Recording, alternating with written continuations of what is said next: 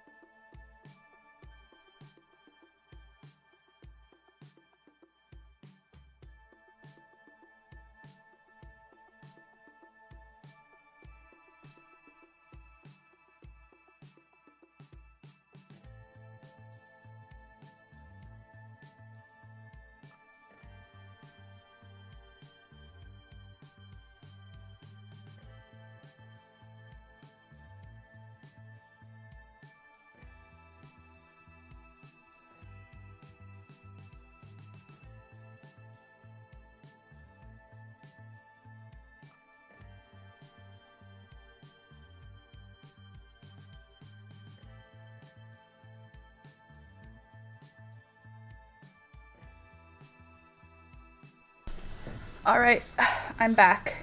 Hello. So much folded floofiness in the background. I love it. Let me tell you what's happening. First of all, I know the title is dramatic. However, I'm feeling a little dramatic, so that's why I am going to be leaving YouTube. I need a break. I need to back away. I need to take a breath. I need to catch up on all the things outside of YouTube that I do. And I need to just sort of organize my life. And right now I've been feeling like I'm getting close to burnt out and like I'm not in my creative element lately. I've been feeling really like unable to figure out what I'm doing. So I decided it'll be best for me to take a little bit of, thanks guys for the hearts. It'll be best for me to take a little bit of time, step back, and when I come back, I will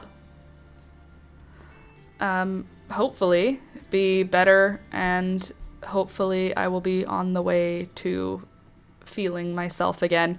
I booked therapy, so I have therapy next week. I'm going to do therapy twice while I'm away, and then I'm going to go back to doing normal amounts of therapy. I haven't gone to therapy in, it's got to be a year, maybe 2 years by now. I'm going to go back in, start going to therapy again, untangle the tangled mess that I've got, and yeah, it's going to be good, even though it's hard, and it's a 2-week hiatus, and I'm still going to have tutorials coming out, so it's not like that much. It's not entirely I'm leaving. There's more to it. I'm just going to try and sign off of like social media. No, I'm not. That's not even true. I'm literally just taking a break from the streams. I'm reclaiming 9 hours a week. That's it. And I'm going to use those 9 hours to better myself, basically. Just for a couple of weeks. Basically, I'm taking 20 hours that would normally go to the live stream, and I'm taking those 20 hours and I'm putting them somewhere else. And I'm hoping that 20 hours is going to cure me. I'm still going to be working on YouTube videos. I'm still going to be working on like behind the scenes stuff, but I'm going to do my best.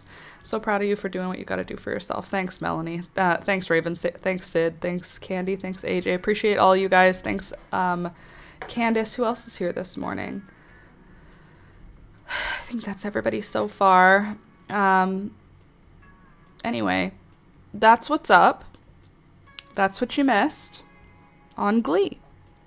Also, what you missed is that yesterday and on Wednesday,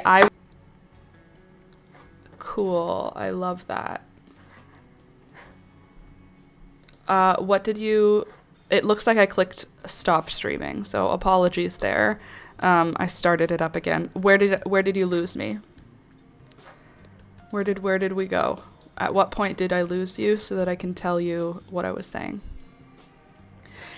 Anyway, I was talking about the washing of the sweaters. So I washed all of the acrylic ones in, what did I wash them in? In just like the washing machine with regular wash and like warm temperature or cool temperature, like nothing special about it.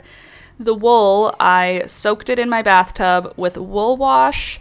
The ones that were super like, dirty is not the right word. It's more like the ones that had more evidence of, okay, cool. Now we've got glitchiness. Please hold.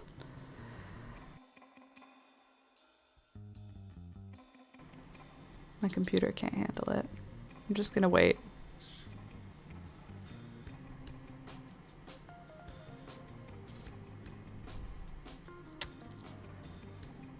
Love this for us. Just give it a sec. Yep.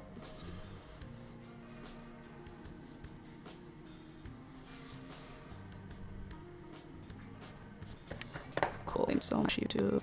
Appreciate you.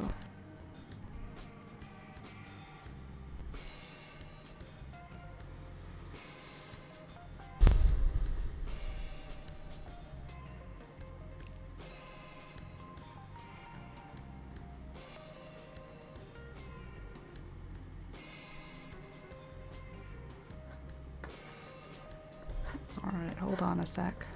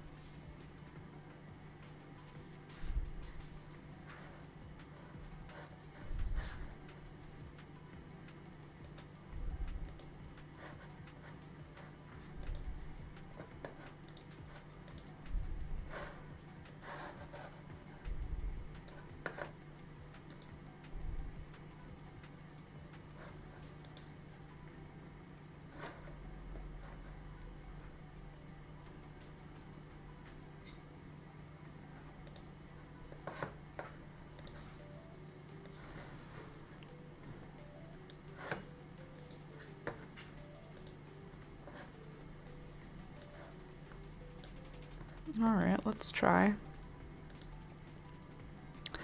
Let's see if it works now. Sorry, everybody.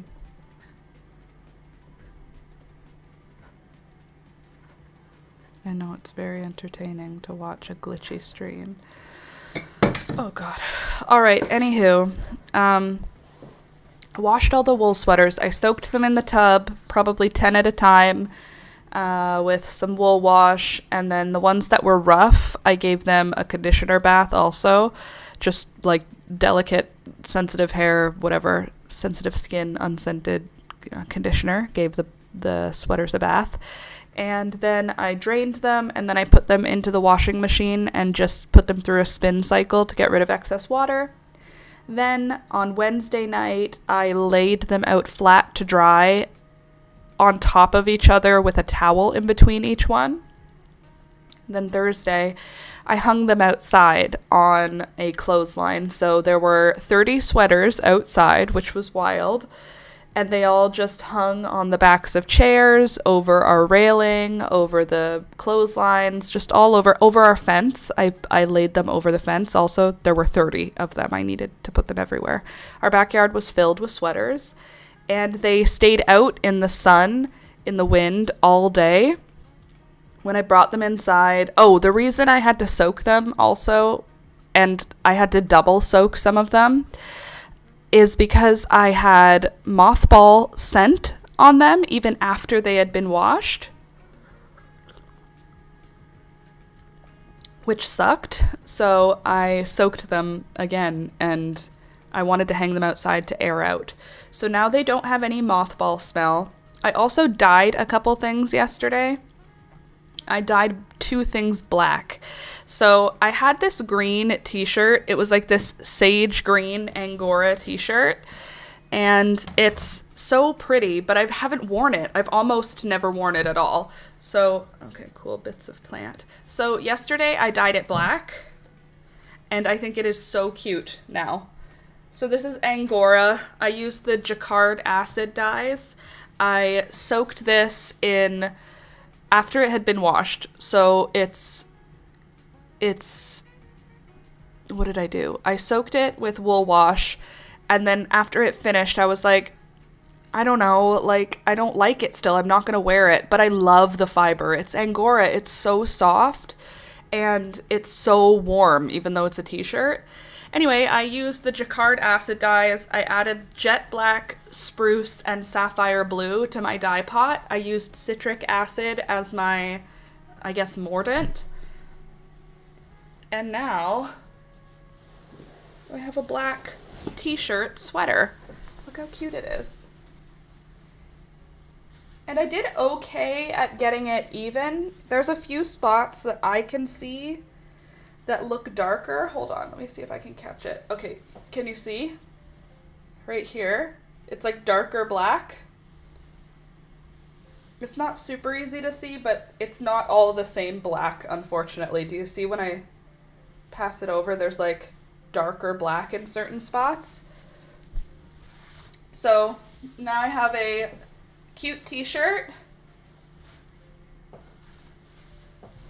Looks really even on camera, at least. It looks really even with your normal eyes, but if you catch it in direct sunlight, hitting it at the right angle, you can see some darker bits.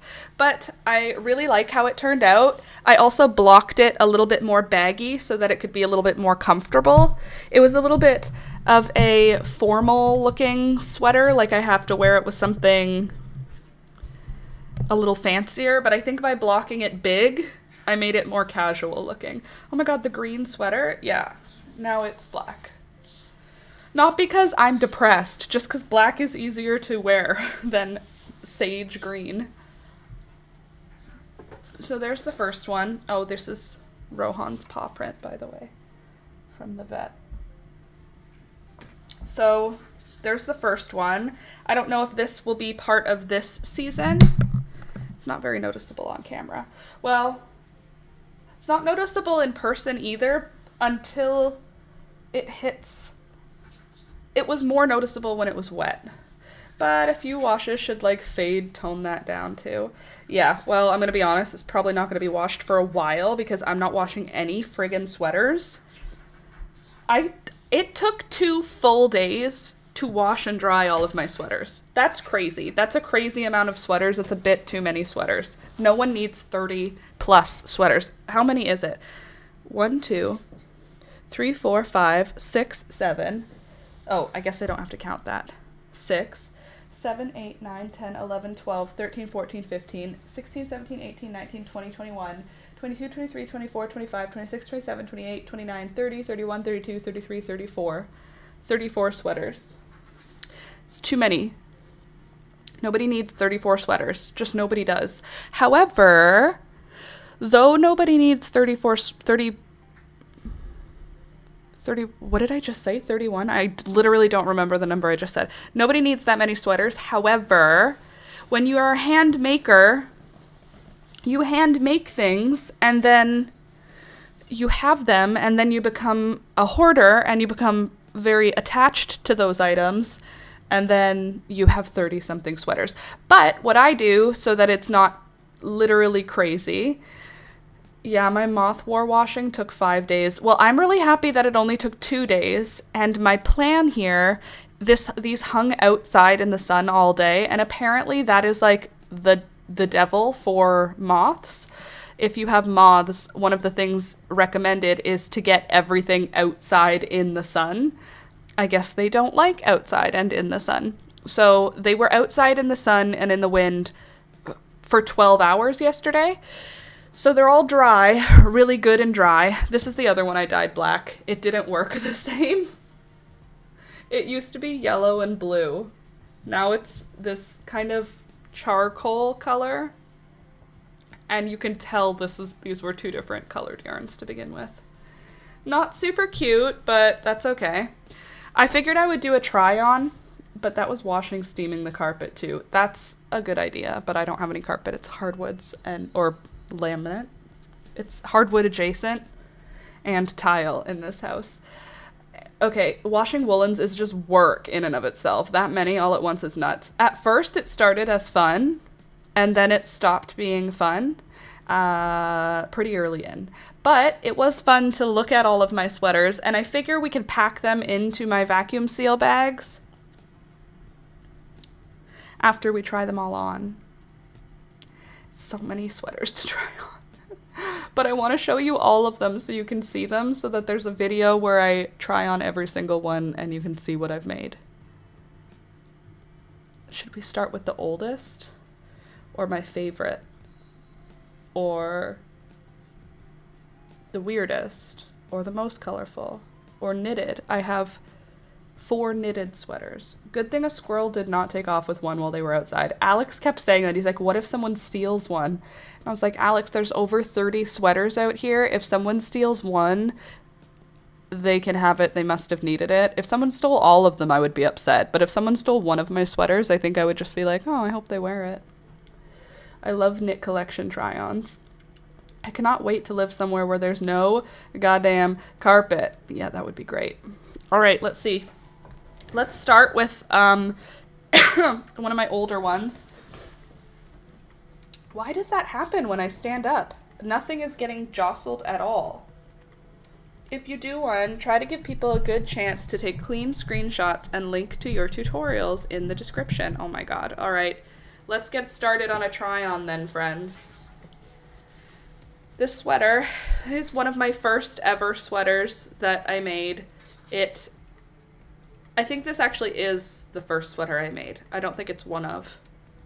I think I made this in 2017, if I'm remembering correctly. It may be 2016, but it may be 2017. I even sewed a tag in this one. It says, handmade by Last Minute Laura, from the heart.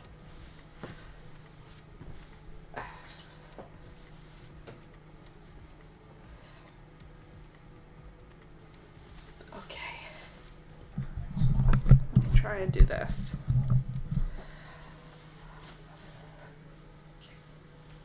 Okay, so this is, I think, the only sweater I ever followed a pattern for. No, I have one knitted sweater that I followed a pattern for. This is the other only sweater I've ever followed a pattern for. This is the father pullover, father jumper, dad pullover, something like that. It's a red heart pattern. Very easy. It's super, I think it would be considered very easy, but here's how she looks. This is a men's extra large, but it's made of wool and it's been washed on hot a lot of times, so it's probably more like a men's large now, but I love this one. This is Briggs & Little Regal Wool, and I think the color is like heathered gray. It's white and gray. I like it a lot. It's very warm, it's very soft, and it's the first sweater I ever made. Oh, I think I might keep this one out this winter. This one is a softie, a nice old softie. So warm. Okay, so there's sweater number 1. There is a tutorial, there is no tutorial for this one, actually, now that I think of it, because it was the first one I made. I was just following a pattern. I was actually in a business class that was part of a grant that I received. I got a grant to start a business from my city, and I had to go to a business class as part of the grant, and the only way I could pay attention in the class was to be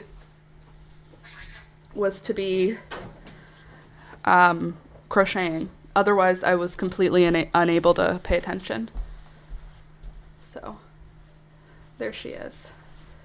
Giving good screenshot chances just means like posing for a photo for a couple seconds in the video and not having hands in the way the whole time.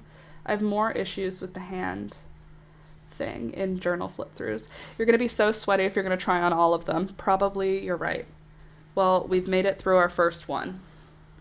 One down, 30 to go. Okay, another one for Alex. Maybe I could go next. I could go in order. What's the order? Maybe I'll go... Okay, let me go get my vacuum seal bags.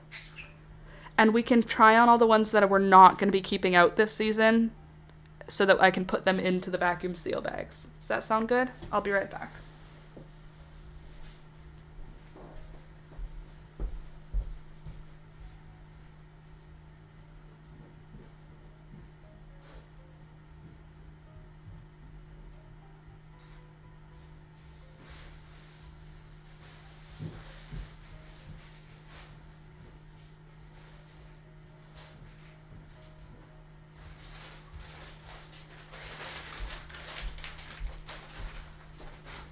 There they are. They're already up here. My mistake.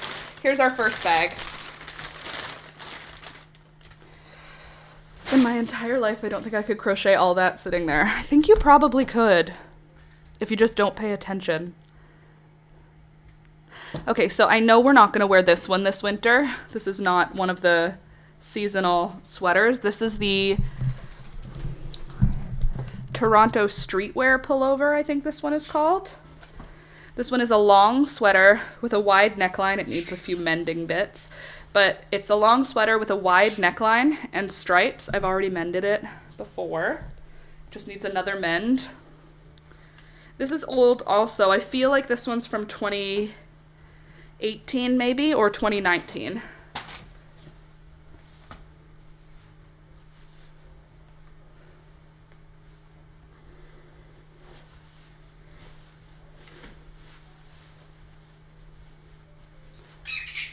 So for reference, here's my knee.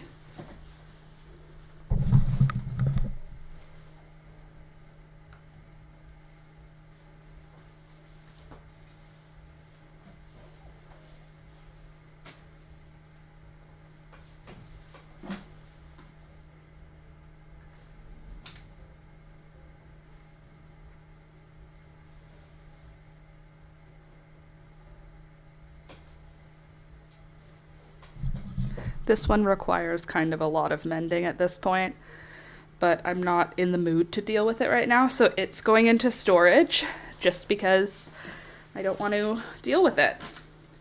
Eventually, I will mend it.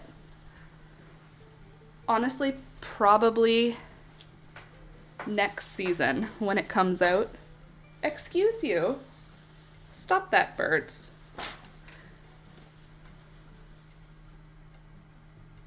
Rude.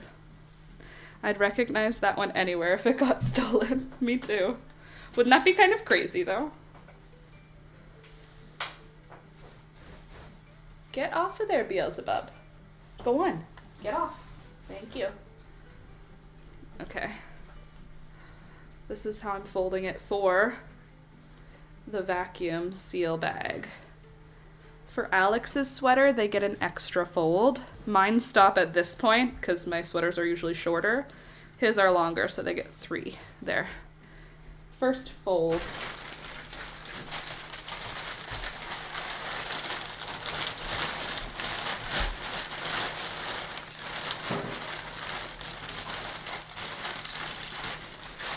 I wonder how many sweaters I could fit. Probably 4. Okay. So there's one. I don't know about this one. I don't think I'm going to wear this one this season. Unless it looks really cute when I try it on right now, but I don't think so. This is one of my sweaters. It's 2 pieces for the body and then 2 sleeves. And this one is a scrap sweater made all of wool. Oh. Damage. We had a very big moth problem. I'm dealing with it, but there's a lot of damage on a lot of these sweaters from the moths. This one is not got any. I don't know why I'm even looking. I know it doesn't have any. Anyway, this is a 3/4 length. It's not quite, well, it looks like a full sleeve, but I wear it like a 3/4 length.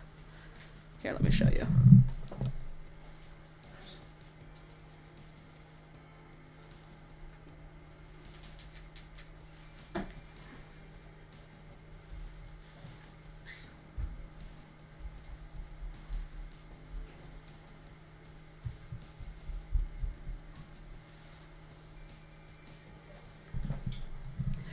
I don't believe this one has a tutorial. I think this was just something I made with scrap yarn.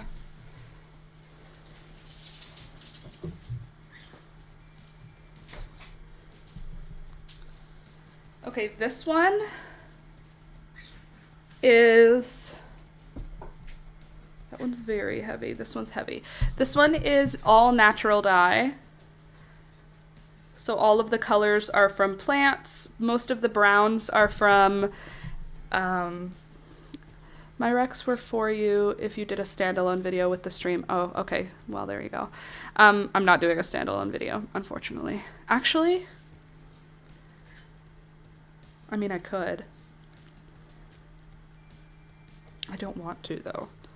No, I won't. Okay. This is a natural dye sweater. Most of the brown is black walnut. The yellows and, wait, the pink-ish is the avocado. Pink and gray is avocado. This one is, I think, Carrot Tops or Queen Anne's Lace. That one is English Ivy. Oh, sorry, Tobe. Sorry, buddy. Dog was right behind me. All right, this one's a big one. The big long sweater.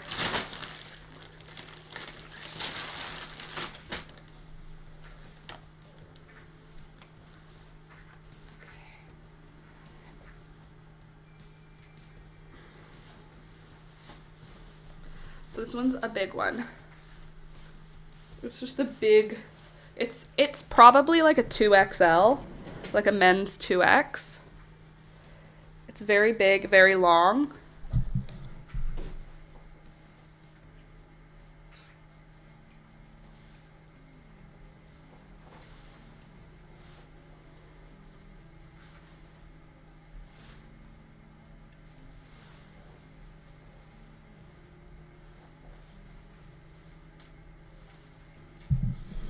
I agree. I think this one should stay out. It feels nice now that it's been like washed and treated. It feels so good. So much softer now. Ugh. All right, so this season, I think this one actually won't get worn. Even though it's soft, I don't think Alex will choose this one, so this one can go away.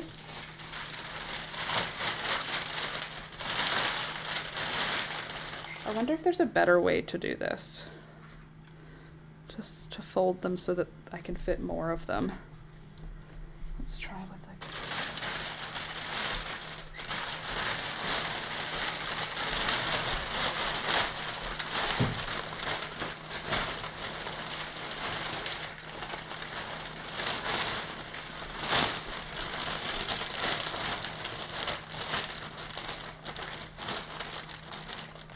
There. That's a curl up on the couch kind of sweater. It's definitely one of my faves. Okay, so if that one's staying out, that means this one's going into storage because to me these are too similar. He doesn't need both. This one is not all natural dye, but there is some natural dye in here. So these guys down here, that's natural dye. This right here and that right there is natural dye. The rest is, I believe, it's either food coloring or jacquard acid dye, or a mixture of both.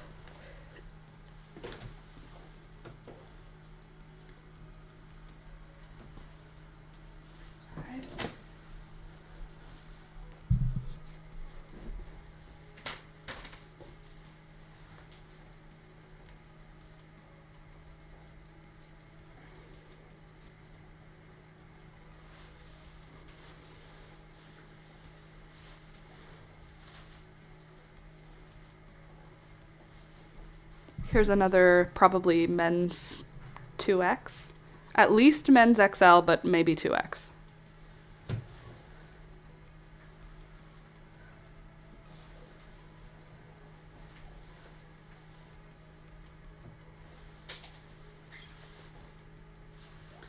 Very cute.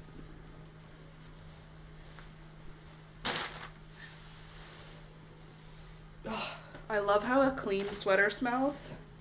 And they smell like outside right now because they were outside.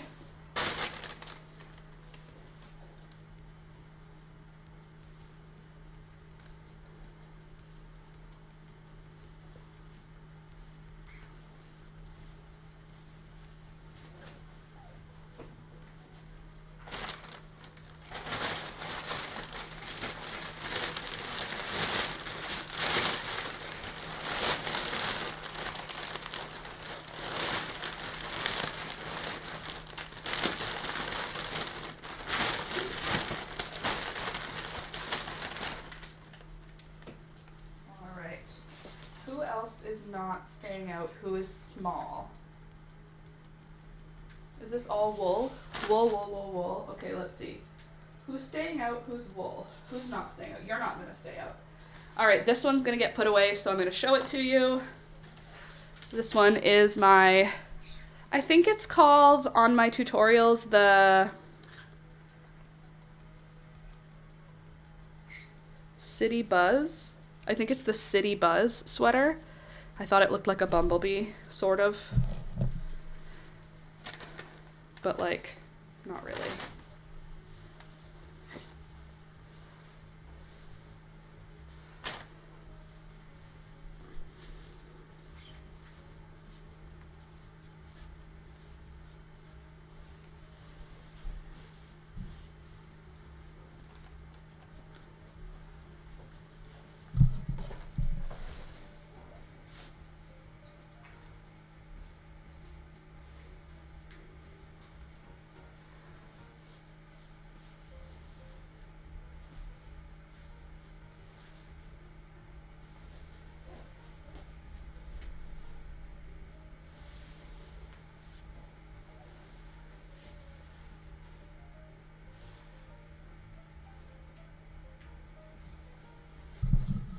So this one is not going to be worn this season.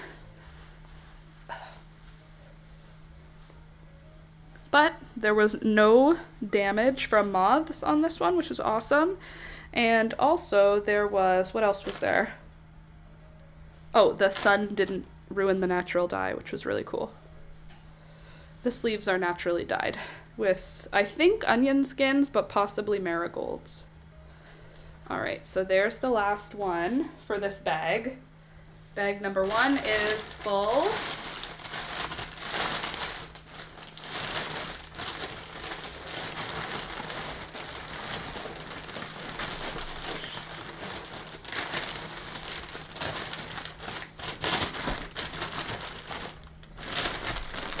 Four down.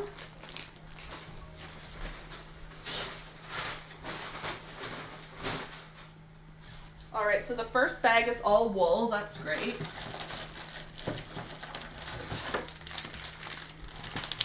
Oh, this is huge. Is that too big? You'll probably fit all of the acrylic in one bag if I do it that way. How much more wool do I have? That's probably too big. I mean, I could store them like under the bed if I do it that way. I could probably put them all together if I do it that way. Maybe I'll try it.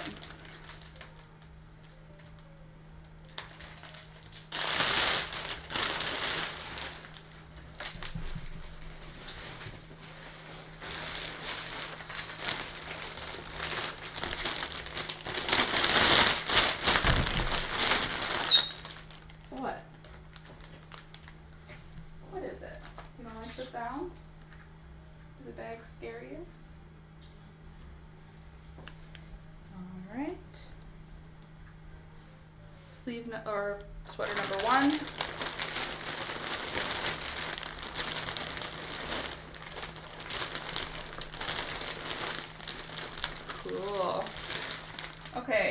And another one that I'm not going to be keeping out this season is my purple one, my purple bolero cardigan thing. I think this needs a repair somewhere. Yeah, there's the hole right in the front. Beauty.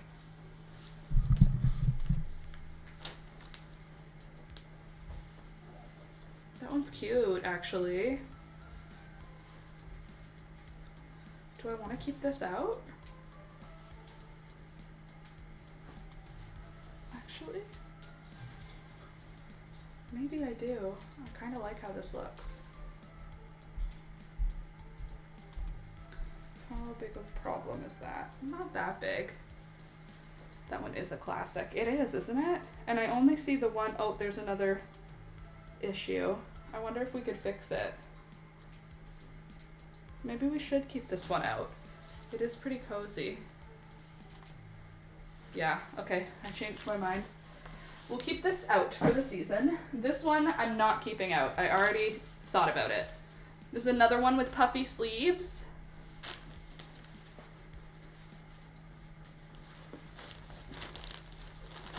Ooh, you got tighter.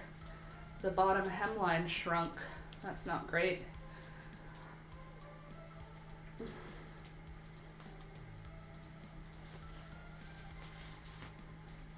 Oh, I forgot about this one.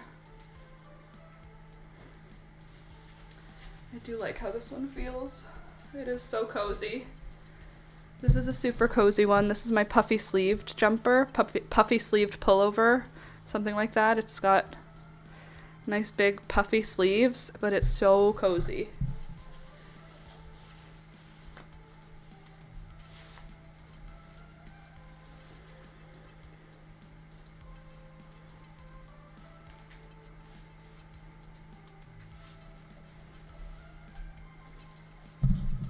I do like this one though. I don't know what's up with there's no stretch at the bottom. Hello, I'm so happy to see you here. It was a surprise. I love it. Hey, Louisa. Yeah, today is the last day before my break from YouTube.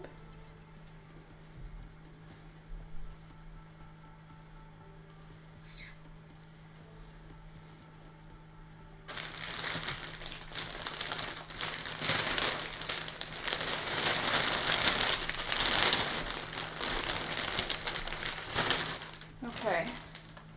Next, I have a cardigan. This one is all done with natural dye. It's a little tight right now because I need to block it. It's been felted by being washed a lot of times. So I don't think I'll be keeping this one. But the one thing I will say about this cardigan, it is so dense, no wind can get through. Ugh, and I love that about it. It's so dense. It's like the feltedness of it has removed any possibility of getting cold wind.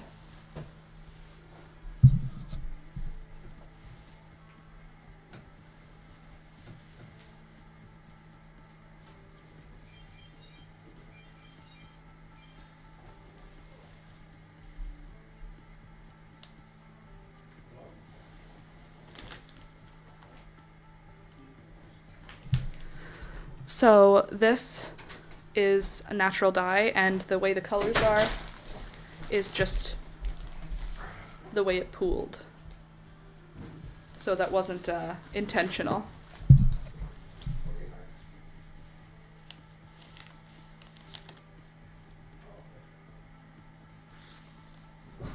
And you can tell because look, this side pooled differently for no reason. Very interesting. But I think this is a no for the season.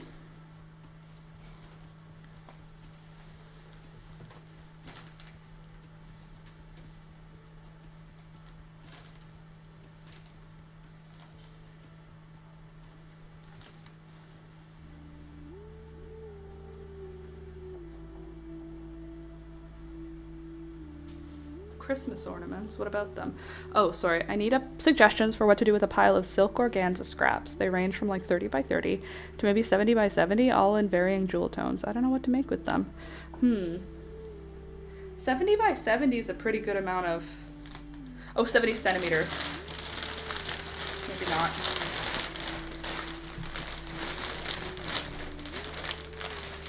Okay. Next, this one. I haven't really found myself reaching for it. I'm not even gonna try it on. It's just a granny square. It's 2 granny squares that I connected to make it into a shirt. But I don't care about it. But it's not wool. I want to do the wool stuff. Oh, this one, I said I wasn't into it. And then after washing it, I tried it on again. It's cute actually though. Look how cute this is. Like a cute little extra bit. Isn't that cute?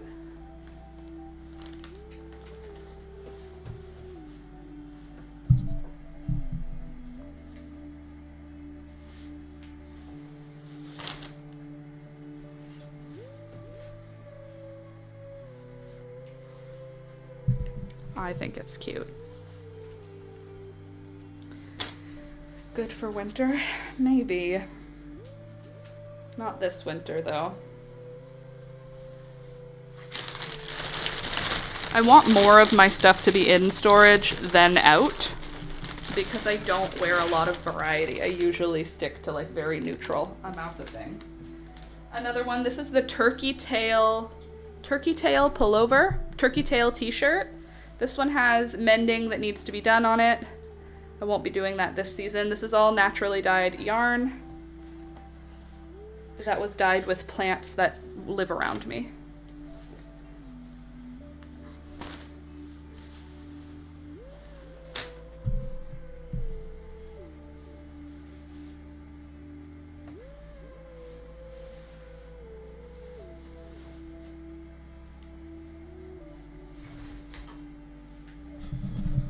I do like this one.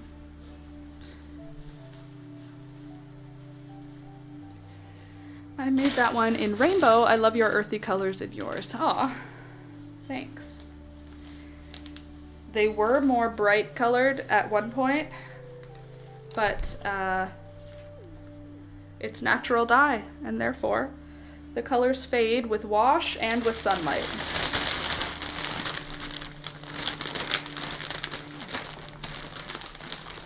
Amazing. Those colors look lovely on you, Laura. Thank you, Raven. Okay, next wool sweater. I've got a wool vest. I love this one. This one was made with zero planning. It was completely like, I changed colors as I went. There was no pre-plan. I just decided when to change colors. And it worked out kind of cool. I think it turned out really cool.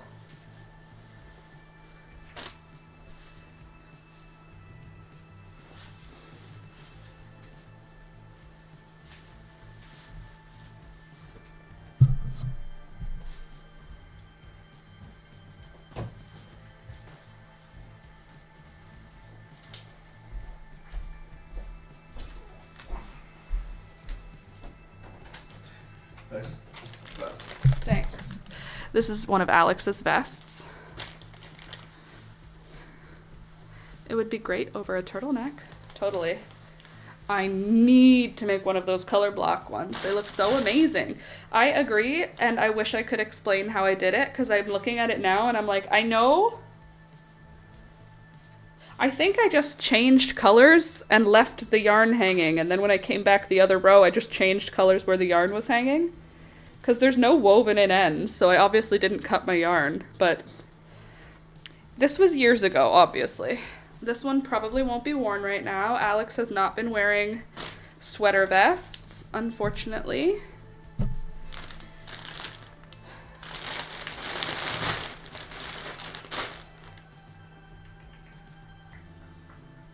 Oh yeah, we already talked about this one and how it needs to go away. Because it's not right. It's just not right. But I did make it. I'll try it on even though it does not fit anymore. Because it has been washed in hot water. And then dried on hot.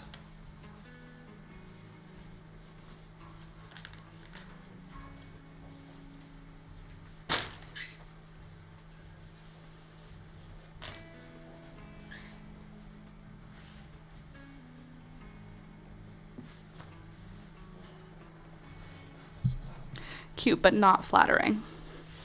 Could you reuse the yarn, or is it thoroughly felted? This one is thoroughly felted, unfortunately. Like, even the parts that are like just a string, if you look at it up close, it's like, it's not string anymore. This is felted. I've tried to reblock it. She won't do. She don't want to change. So I think I could reblock it if I like invested my time in getting it done right.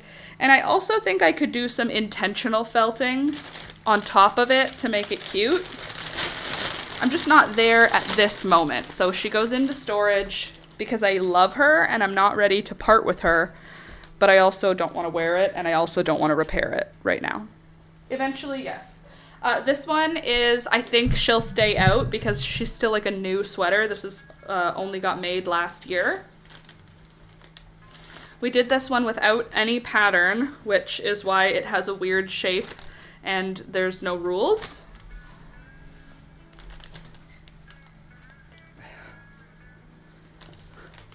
This is knitting.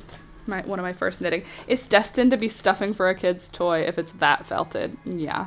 I disagree. It will eventually be. It will work. I'll fix it someday. It'll be fine. Here is last year's sweater. I love this sweater. It's such a good sweater. A little bit of a puff on the edge of the sleeve. It's like a bell sleeve, except then we made this cuff tight, so then it's like a bobbly sleeve. But if you just turned the sleeve part inside out, it would look like a bell sleeve, I think.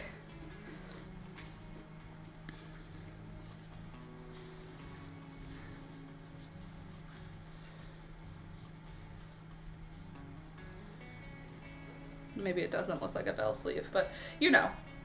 This one's staying out because I love it and I will wear it and it's soft.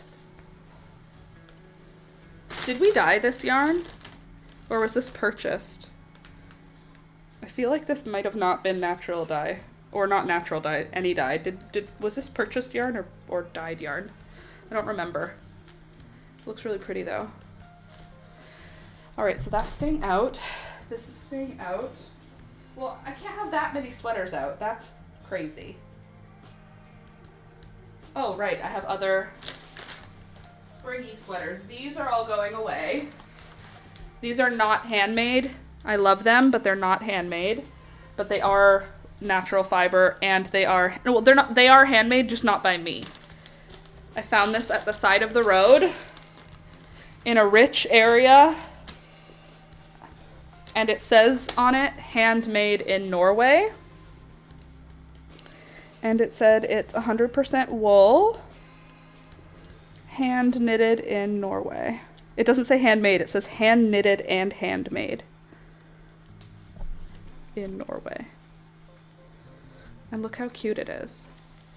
It's scratchy as all shit. I don't even know how anyone would wear this unless they had a long sleeve shirt underneath because it is so scratchy. But look how pretty it is.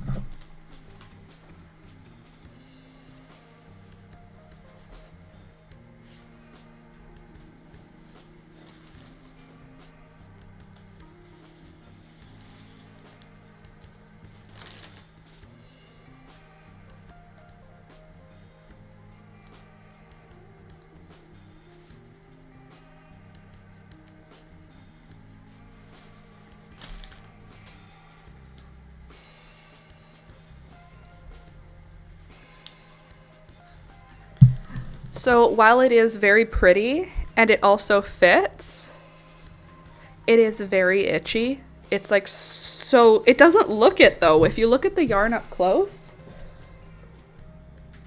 it doesn't look particularly scratchy, but oh my God, the inside, it's like they used only short staple wool and the wool they used was short staple because they decided to chop it.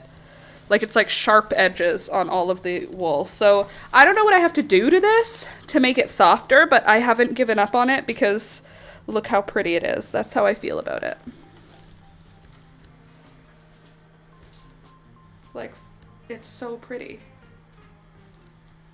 make a liner. Girl, you don't even know.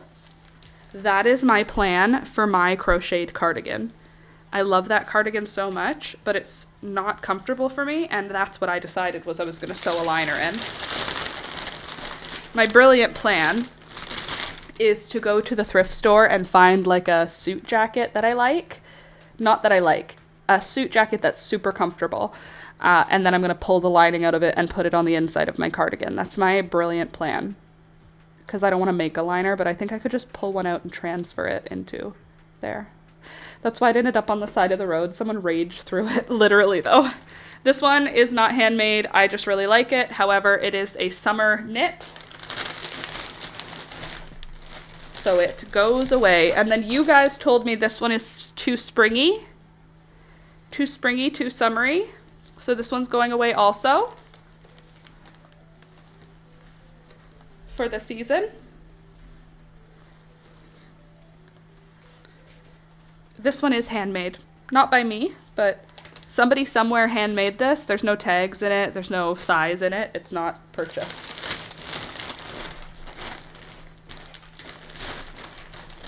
All right. Oh, this one. I think we'll keep this out because it's always good to have at least one of my handmade knit acrylics out, and this is the one that I will wear.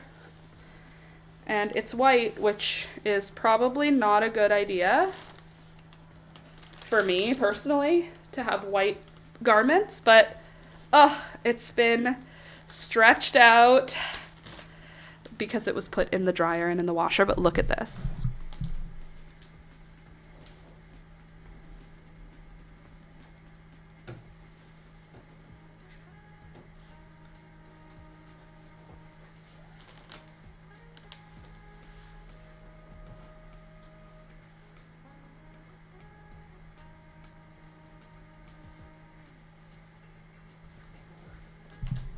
Sid, is this the one that I did from a pattern, or is this the one that you taught me how to do? I'm looking around for another knitted sweater. Is this my only other knitted one? Is this the one you helped me with?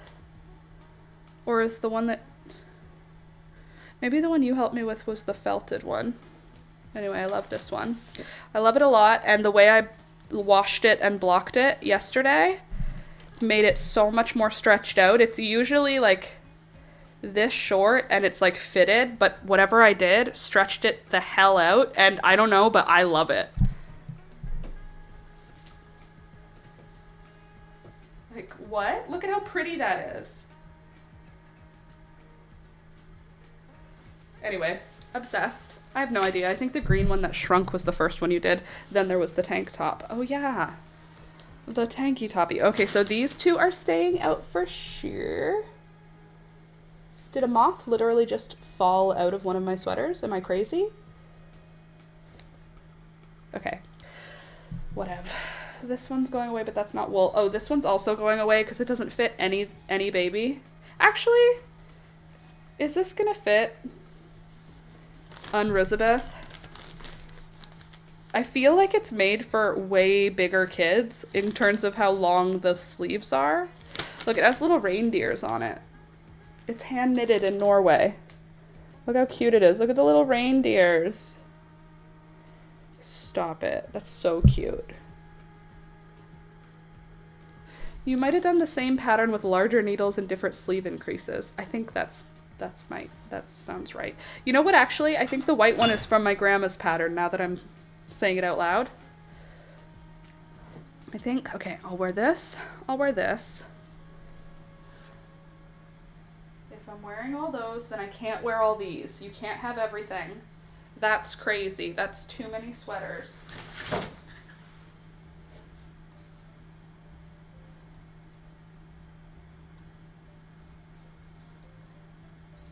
feel like that's a Christmas sweater. Okay, I'm not gonna wear this, which is a vest. Actually, let's finish the wool first. Finished wool, Laura. Would that not fit Alistair now? No, I don't think so. He's huge. So I don't think I'll wear this one, but this one is color work that I did. That looks symmetrical, but it's actually not. This one's really cute. I do like this one. but I'm not wearing it. This can be a spring sweater.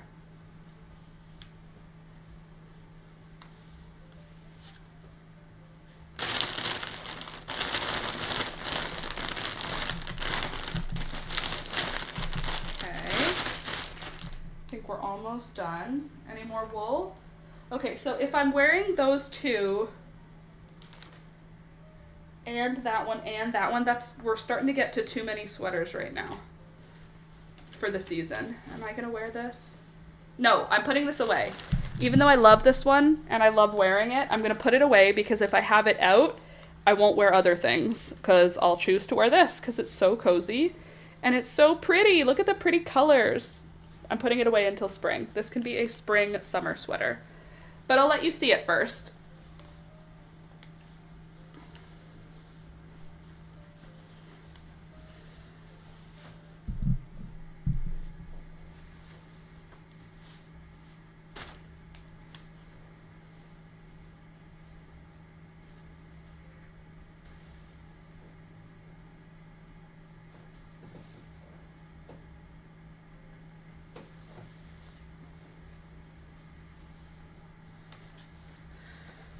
So this is the hexagon pullover. There is a tutorial for it, and it's so easy. This sweater was really easy to make, and honestly, pretty quick because it's all done in double crochets with sock weight yarn.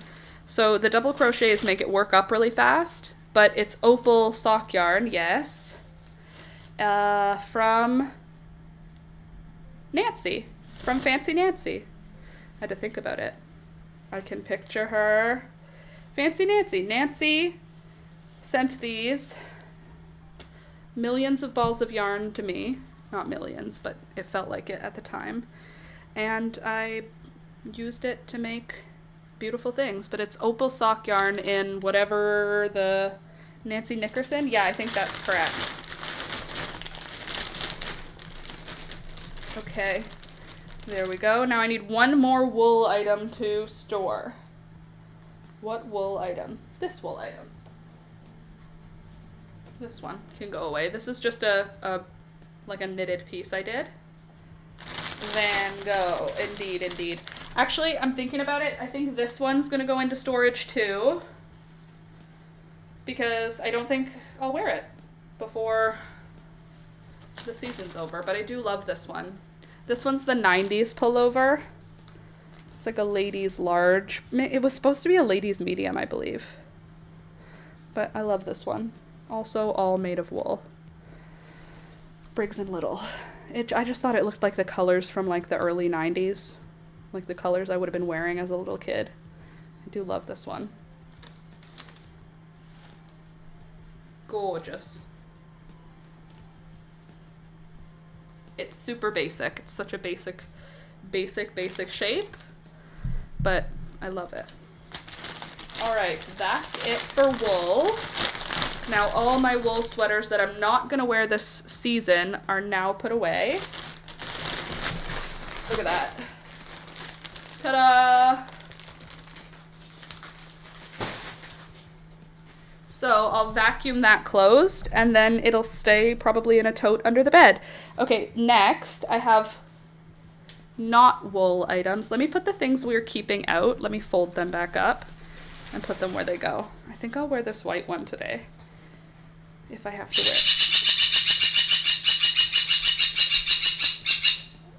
It didn't move on its own, it just slid down, it just fell.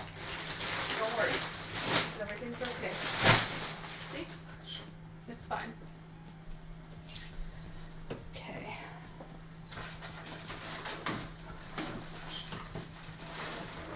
That one's too big. That one's probably a medium. Nope, that's another huge one. Nope, that's a medium. Good. All right, the ones that are staying out can stay over here, just so that they're out of my way. That was my all-time fave. So I love it so much. I love it too, Candace. I'm glad you love it too. All right, so these ones are staying out, and this one is staying out. Typically for Alex, I only need to put out like 2 sweaters. One that's wool and one that's acrylic, so that he has a hot weather, hot cold, and cold cold. The parrots perching on the sunflowers from the neighbors were making noises too. Really?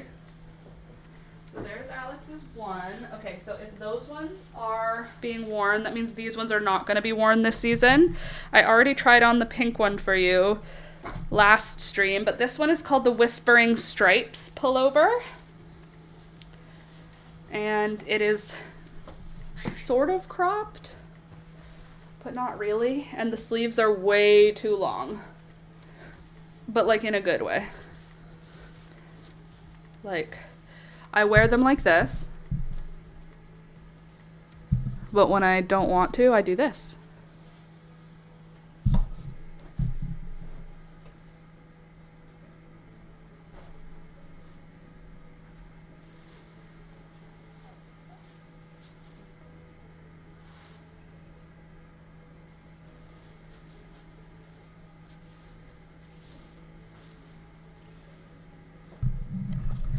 But when I just leave it on like normal, the way it bunches, I feel like it looks really cute.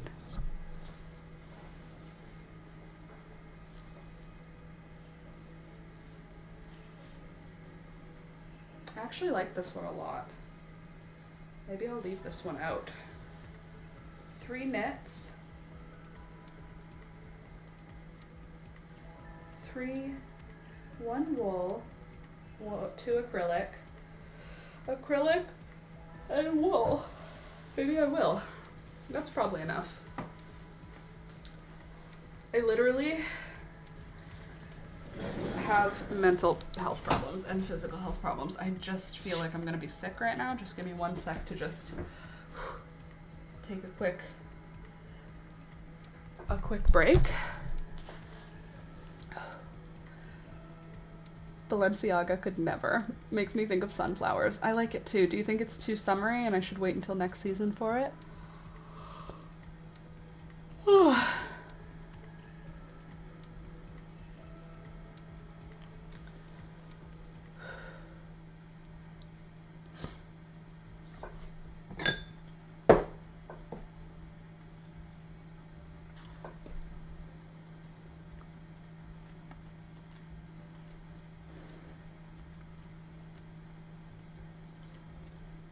Okay. All right. Back together. Sorry, I just almost just didn't feel well for a moment. Okay, this one is huge, and I'm not going to bother with it for this season. But I like it a lot. I like all of them a lot. Can you tell?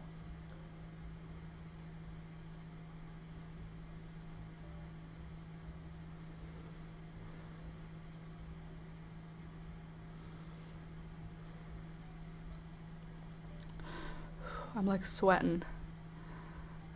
Okay, I'm okay now. So this one is huge. And when I wear it as a dress. Like I wear tights underneath it, but no pants or skirt or anything. But sometimes I'll wear my super, super wide leg jeans with this. And I think it looks so cool and like very 90s.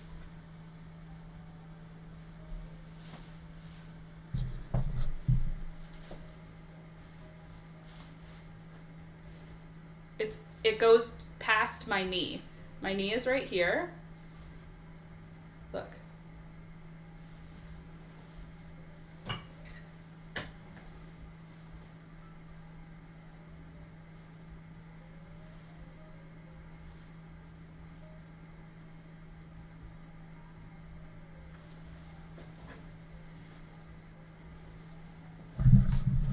It was Alex's, but then when it stretched out, it became mine. Because it's too big for him, and it just looks too big for him, but on me it looks like comically oversized, and I just think it looks very cool. I really like how it looks, and I wear it, honestly, not infrequently. I like it a lot. But I don't need it, you know?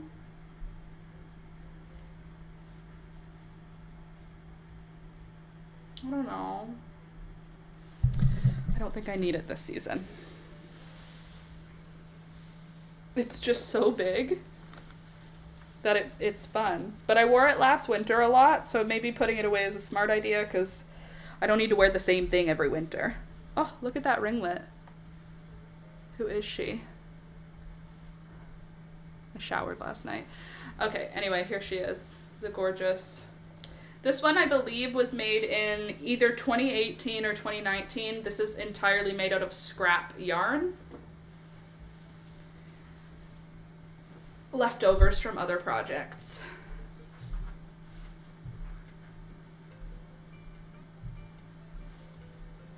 There we go. And that one is staying away. I think this one I'm not going to bother with for this season. This is just another vest. This is, I think, called the Raindrops vest. Is she cute? And I love her, but I don't need her.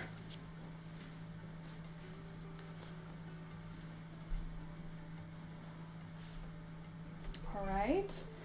And then this one's not staying out because it's summerier. Short sleeve. Don't need her. Love her, love her. Okay, this one's gonna stay out. This is Alex's current, like, go-to sweater. This is just the one that he wears, like, a lot. So this will stay out. This is just a men's extra large. Pretty much most of them are roughly the same shape. Usually I change a little bit on the sleeves or on the length or on the neckline, but roughly the same shape usually.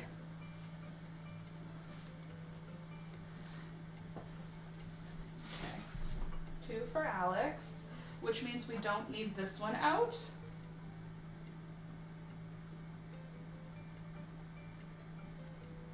Hey, Alex. Oh, Jesus. Sorry, everyone. One sec.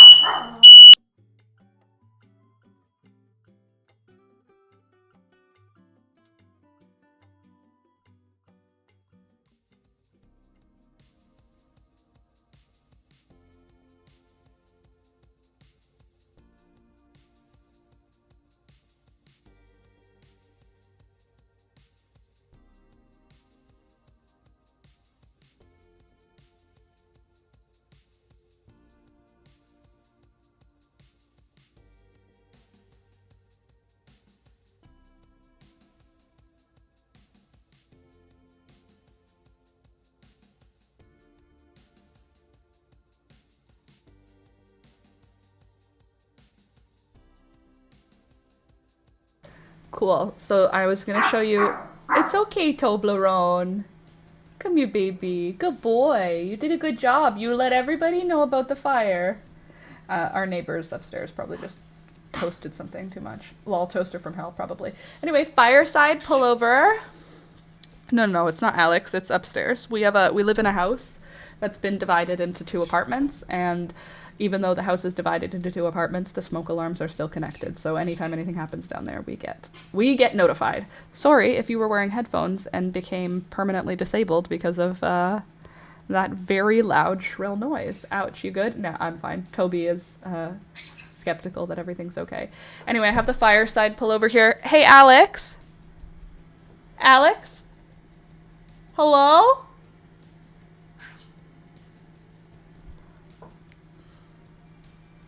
Are you here?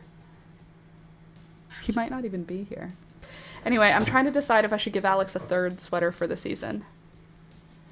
Because right now he has a wool sweater and an acrylic sweater. I have acrylic, wool, and then I have more acrylic, I think. So does he need a 3rd sweater? Is that too many though? He really doesn't choose many different options. He wears a lot of the exact same thing. So I'm trying to decide if it's even worth it to have a 3rd sweater out. Or if I should just... No, I'm putting it away. I'm putting it away. He doesn't care. I'm putting it away. Yes. Be strong. No, I'm putting it away. I'm putting it away. Wow, it's so hard to decide. I'm putting it away though. I've decided. Sorry, Tove. Was that too much? Was that scary?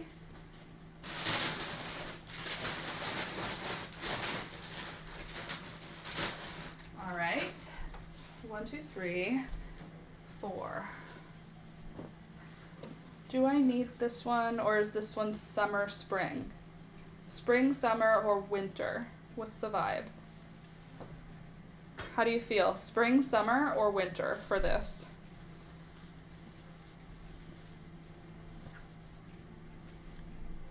Because if you don't answer soon, I feel like it can be wintry. Can this be wintry? Can it even be springy? Hard to know. Let me just load these acrylics. I don't think you understand how excited I am to seal these up and just have them not be my problem for a few months.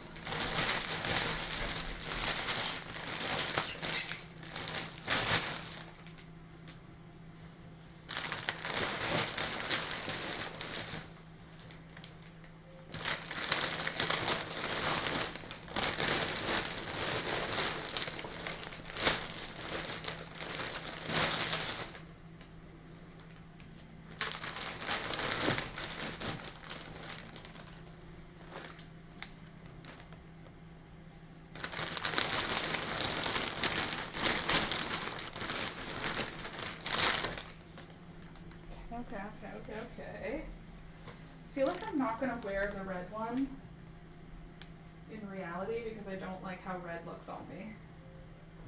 So let's put this one away for this season. I know it's handmade by my grandma. I know it's beautiful, but distance makes the heart grow fonder, you know? Okay, so this gives me 2 knitted sweaters, okay, 2 acrylic and 2 wool, 4 sweaters for the winter. Is that enough sweaters? Probably it is. Which means I don't need this out. And it'll look good in the spring, so that's fine. This one doesn't fold nicely. Oh, I forgot about the Angora one, so there's even an extra anyway. There. And then Madame Angora. Can you see the 2 different colors of black? Not really. Anyway, now I have a black sweater, a white sweater, a striped sweater. There, that's enough. That's enough sweaters for me. That's enough sweaters for Alex. Then there's this one, which is not all the way dry yet, so I can't pack it away. But I'll show you it. Ta-da! I don't like it anymore. What is happening here? What's all this? What's that? What's that about? It was from before when I had tiny, tiny little titties. Excuse the language. But it's true. But it's not all the way dry. So that has to stay with us. There. Look at that. How nice is that? So many less sweaters for me to think about. Look at that. I can manage those. Look at my hair reflects my brain right now. How do we get her back to looking intentional? Come on, girlfriend. Help a brother out here. There. It's a little better. All right. Anyway, what is this? Louisa, freeze the sweaters before storing them. My plan was to, well, they've been washed, Louisa. They've been washed with wool wash. What is my life? Why am I like this? They've been washed with wool wash.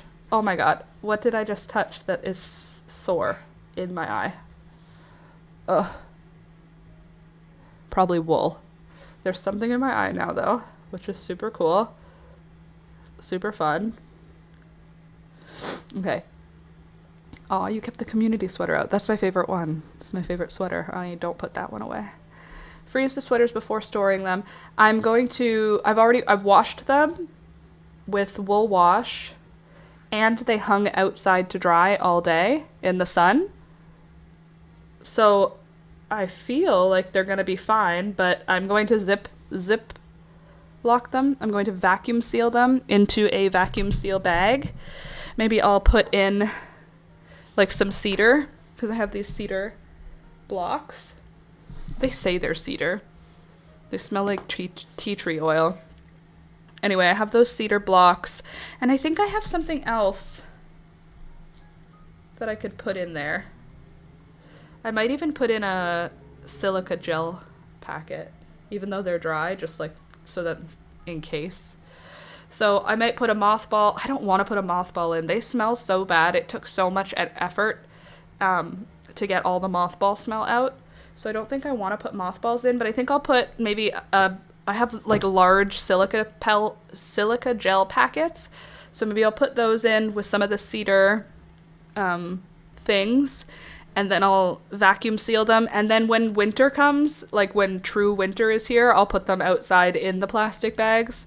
Just let them be very cold and frozen for a period of time outside. But until then, they're just going to be vacuum sealed because my freezer is not large enough for all of these sweaters. I don't think this would fit Alistair. He's bigger than this. It looks like it would fit Elizabeth, except it's so itchy. What baby would want to wear it? So I think what I'm going to do is we'll try it on Elizabeth today, and if it doesn't fit her, I'll donate it. You make me happy. Oh, good. I'm glad. You make me happy.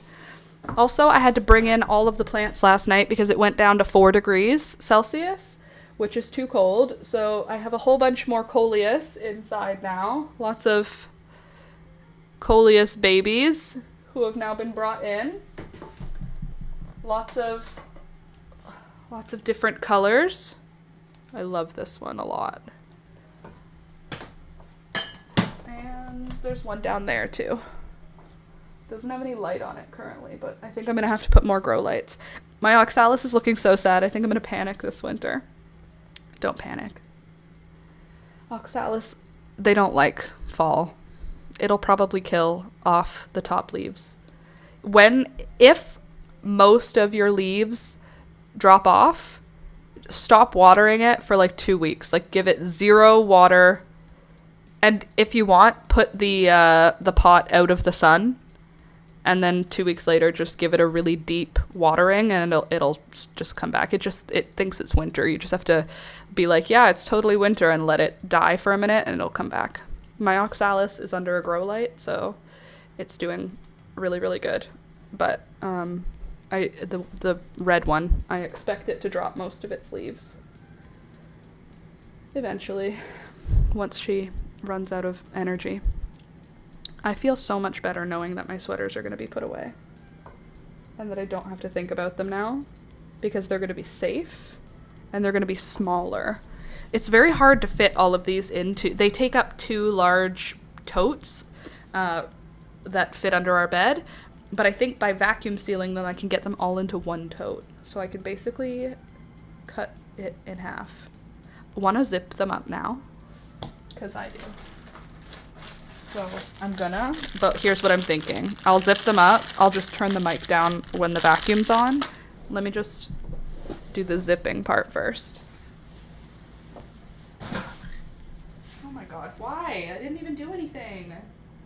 Nothing is being jostled.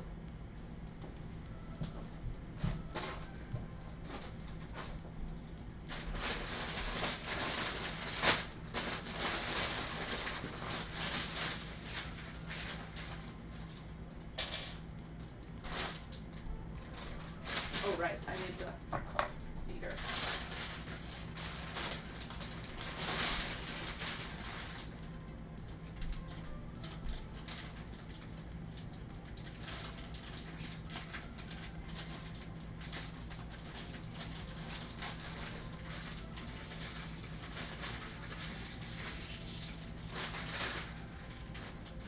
Okay, bag number 1. Good.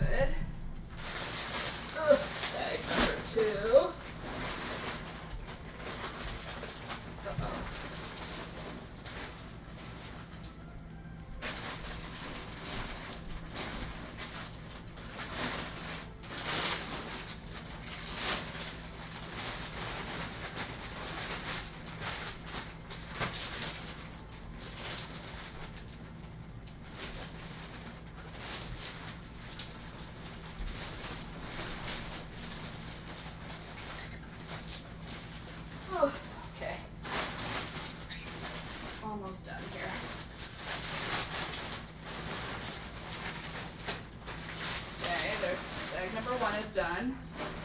Bag number 2.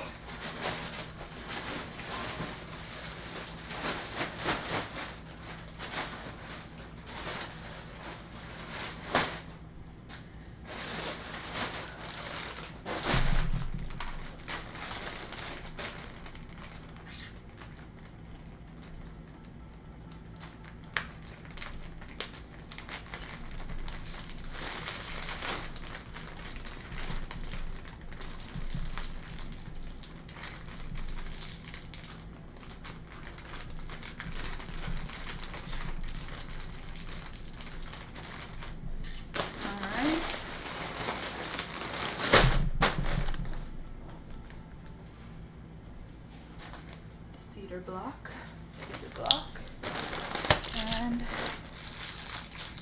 vacuum.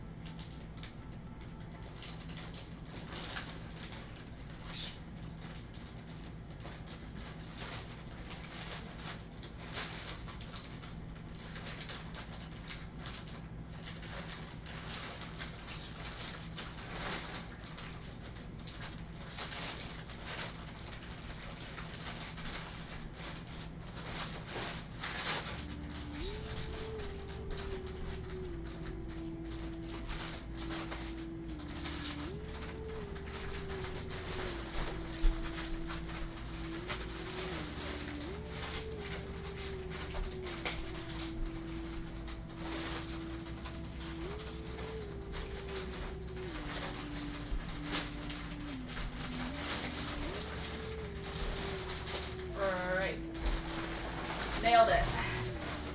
Oh. All right, let's see what we can do here. Whew, that was like way more work than I thought to zip those up.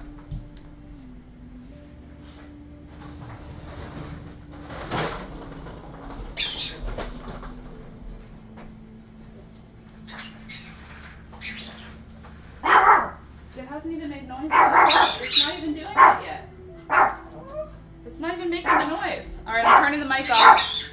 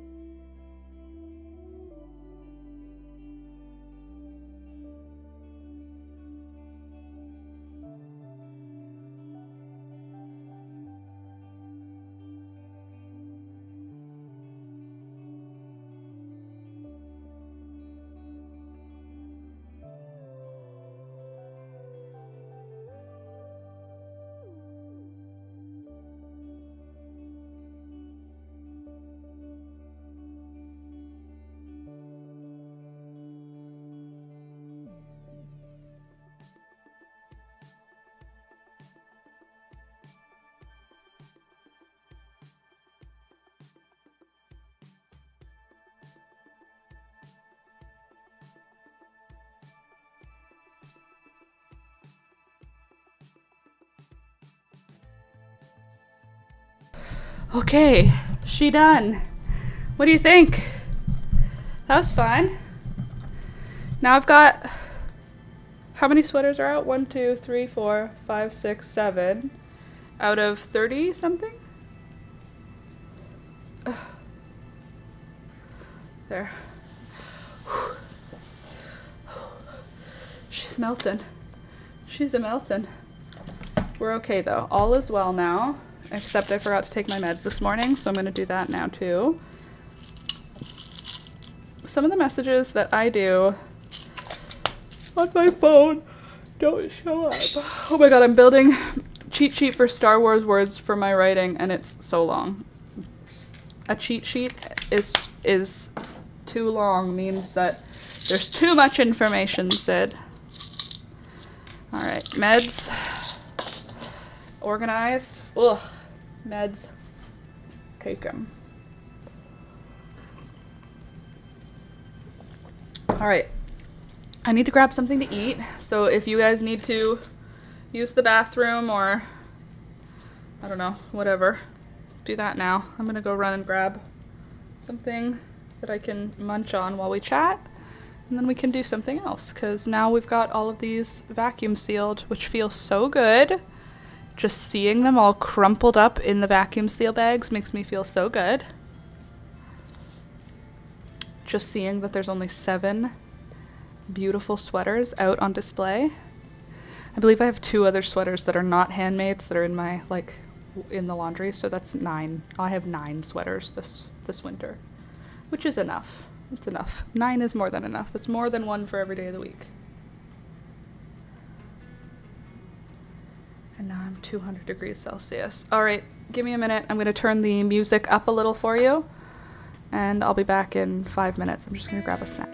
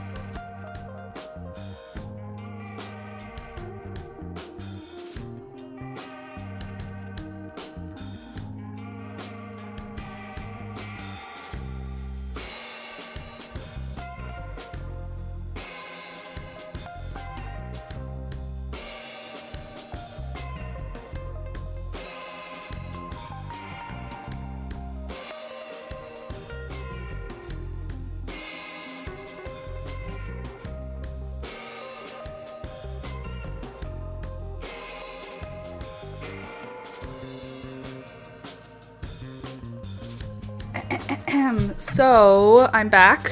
Welcome.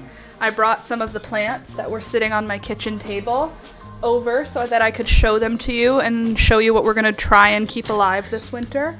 I brought them in last night because of the temperature, which got down to 4 degrees Celsius, which technically it didn't frost last night, so things didn't die, but it could have. 4 degrees is cold enough that it could have had a frost, or at least patchy frost. It's past the temperature when you gotta bring your houseplants in. So I did a bunch of transplanting and repotting of the coleus that I had taken cuttings from and had rooting. I had a bunch of them in a big vase of water rooting for the last month or two. I transplanted them into potting soil. So these are not outside plants that came inside. These are cuttings that I took from outside that rooted indoors that are going to stay indoors. So that's this. This is that test. This is the second test, which is I dug up existing plants from outside and repotted them. I cut off a lot of the foliage so it didn't have to keep as much stuff alive. So the test we have is, will plants that we dug out of the soil be able to survive as opposed to like the ones that I took cuttings and rooted the cuttings? Those are much more likely to survive, but we want to see if we can keep some of the larger plants. So this was one that I dug up from outside. Stunning, gorgeous. It is flowering. I'm going to cut those flowers off. But yeah, I took a few of those. And then I've got a few of these different ones that this one's just so bright. The color was just so bright, it made me have to. This one, I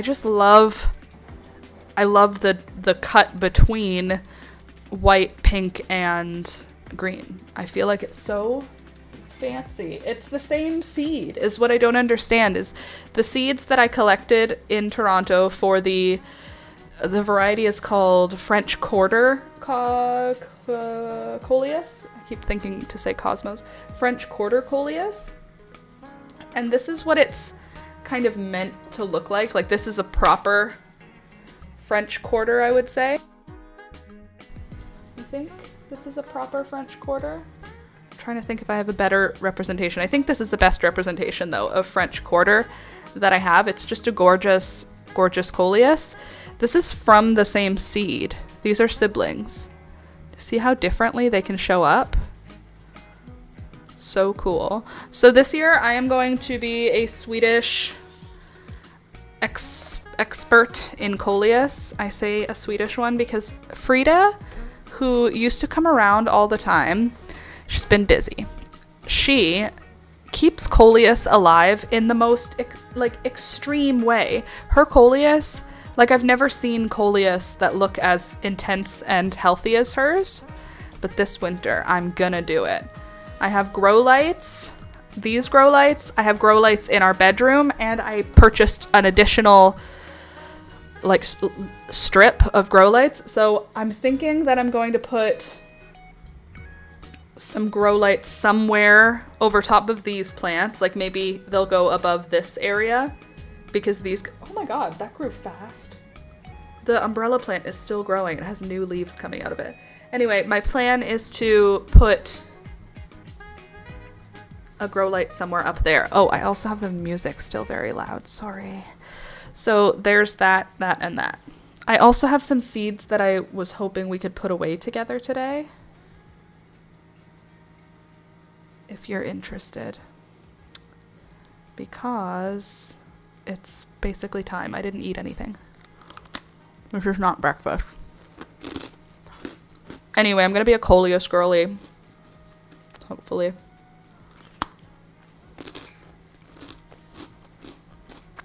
Wouldn't it be cool if these all lived? I also brought in all my geraniums yesterday. And I have to figure out what I have to do to keep them alive over winter. Maybe you guys could sit with me while I do that.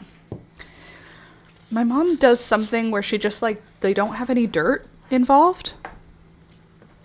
And that feels like the way she does it seems like the easiest way. Get out of here, Beelzebub. Get off my sweaters. Thank you. I will be putting those sweaters away. Do not panic. How to store geraniums for winter, Ontario.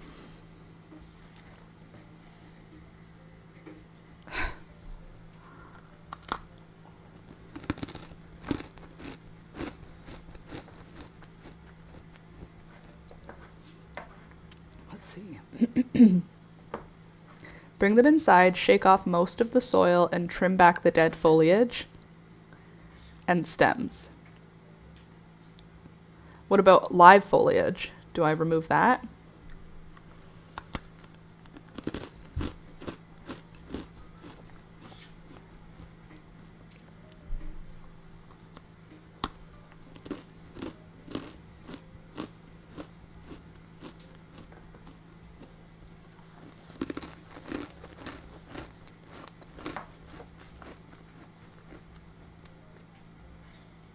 I don't have a cold spot though.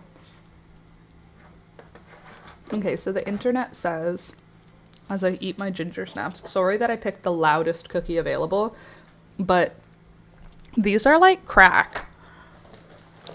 They're like the cheapest cookies you could get. I love these when we go camping because they're so dry that they don't end up yucky. I don't know how to explain it, but they're so dry.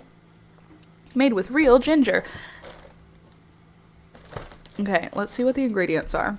Wheat flour, sugar, fancy molasses, vegetable oil, whey powder, ginger, baking soda, citric acid, lecithin, caramel, which is just sugar. Contains wheat, soy, and milk. Where's the soy? Vegetable oil? Oh, soy lecithin. Okay, lecithin is just a binder. Nothing freaky about that. Caramel, don't love that it's just called caramel because that's made of ingredients, but sure. Natural flavor, don't love her. Citric acid, that's like average in food things. Baking soda, ginger, whey powder, I guess for instead of having to use real milk. I mean, that's not bad. Anyway, these are, made in Canada. I thought these were a Walmart thing. Made in Canada, made with real ginger, no artificial colors or flavors, no high fructose corn syrup, and they're peanut free. It says great for dunking, but I don't even need to do that. They are so crunchy. Like, literally listen to this. It's like, wow. They're perfect. For this type of cookie, obviously.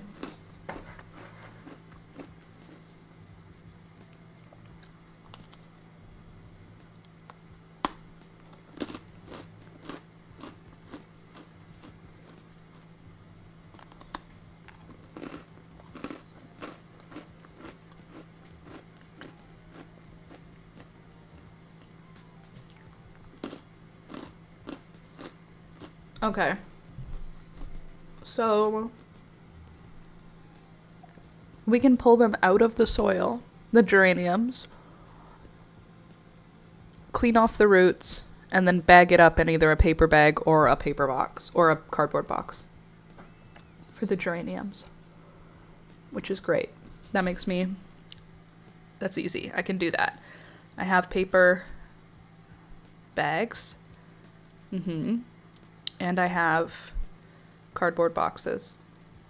I don't have somewhere between 5 and 15 degrees, though. It needs air circulation, so I can't even put it in a cooler.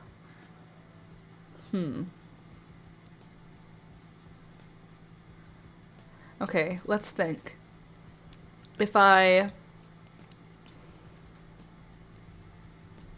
Between 5 and 15, it gets down to like minus 30 here. I need to find a spot between 5 and 15. Our basement is heated, so it's not even cold in our basement. And we don't have like an in-between space anywhere. We have a garage, but it still will get to minus 30. So if it's going to be stored outside, what's the safest way to keep something from getting too cold? I would say put it in a cooler, but it needs airflow. A cooler with the lid open, a cooler all the way open with straw on top of the plants, like the cardboard box full of like geranium roots, closed with straw on top of it in an open cooler. Would that keep it? What I'm thinking in my head is, like, you know those cat shelters, how people build a cat shelter for outside for the feral cats? If I do that equivalent, but for geraniums, I wonder what'll work. I'll have to figure that out. That's fine. Okay, and then gladiolus as well. Gladiolus. Bulbs over winter, Ontario. You dig up the bulbs, store them indoors over winter because they're not cold hardy. To store them, dig them up, trim foliage, let them dry for a week, then clean off excess soil and store them in a cool, dark, dry place. Like a basement, between 2 and 7 Celsius. Again, I don't have that temperature. Where do I get 2 and 7 degrees Celsius? Who has a place that is that temperature? Dig them up after the frost killed the foliage. I already dug them up. Oops. Clip off green stems, but leave the tops attached for a week to dry.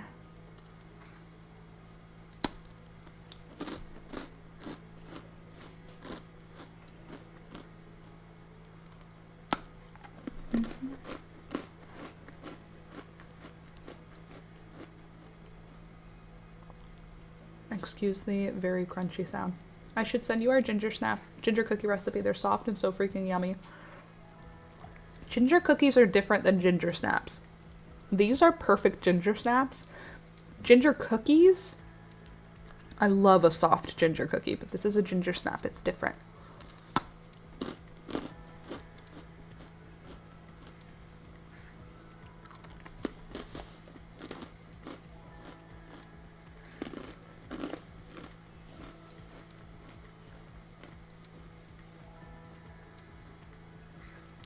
Oh, so tasty. I love ginger flavor.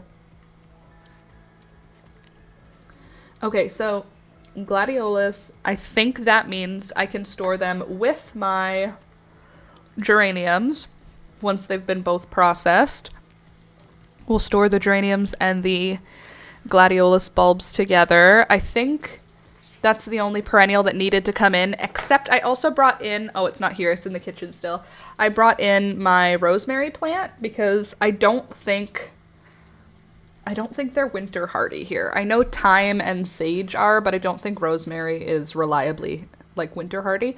So I'm bringing it inside, but I don't know what to do. Am I treating it like a house plant and putting it under grow lights and watering it, or am I letting it go dormant? I don't know. So I guess I could Google it.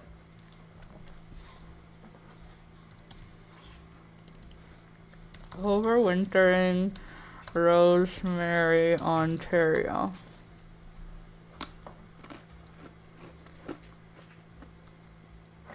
Bring it indoors, place it in a cool, sunny location, water sparingly, allow the soil to dry out, increase humidity.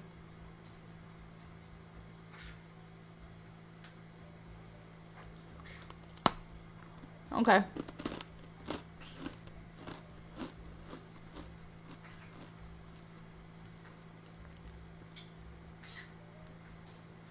I don't have cold areas of my house. That's so annoying. It's like, find a cold spot in your house.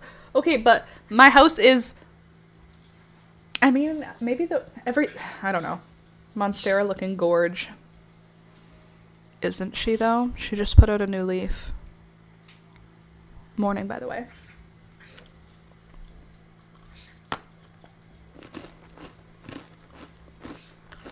Some of us have no cold spots. Well, I would if I was able to keep the temperature of our house regular, but I'm not.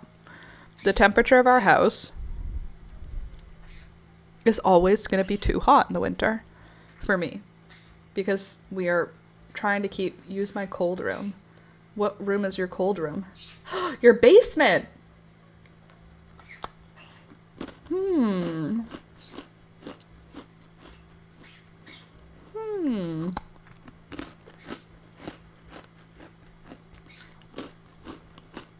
Okay.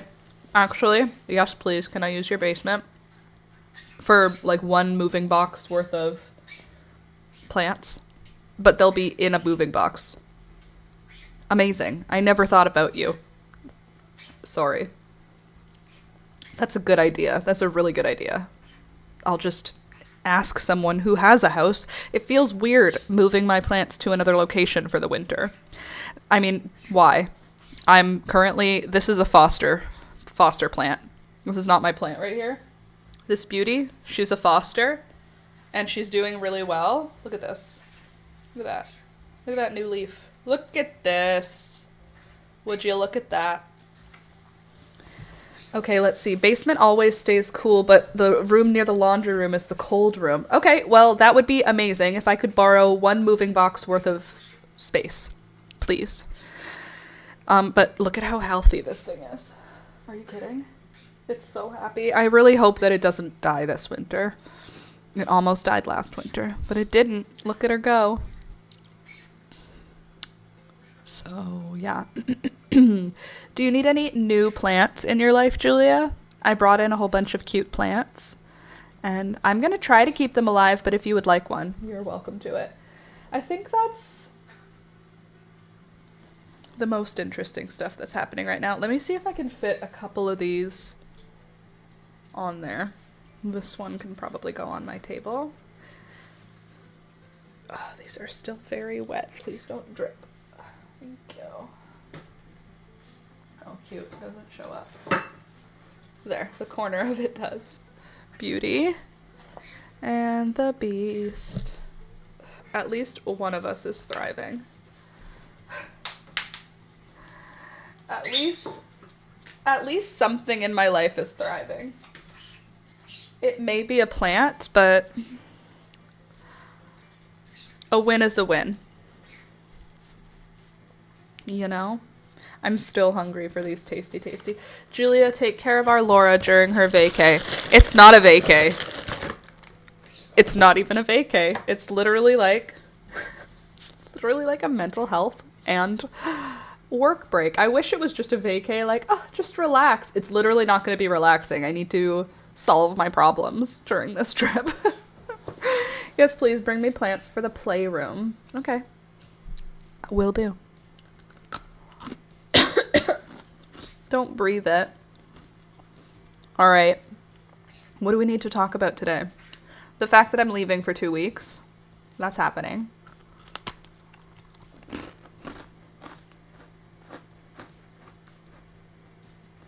I'll be back, though.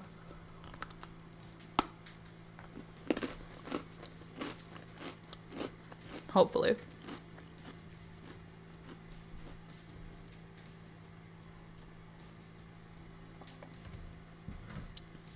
Don't mind me. Just munching. So I've been making a big to-do list.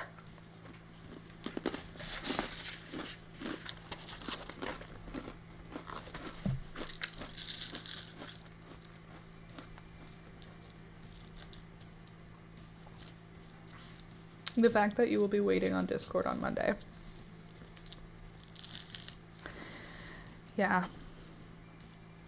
So, I have wash all my sweaters. Oh, I've literally finished one of my to-dos. What a good feeling that is. Hello. Wash all my sweaters. Done. Dry all my sweaters. Done. Vacuum seal and store sweaters. Done. 3 of my to-dos are already done. Bath dog cut nails. Bath cat cut nails. Catch up on laundry. Organize clothes and downsize. Pack away summer clothes. Downsize mugs. Pack away camping stuff. Paint Alex's nails. Bring in plants. That's done.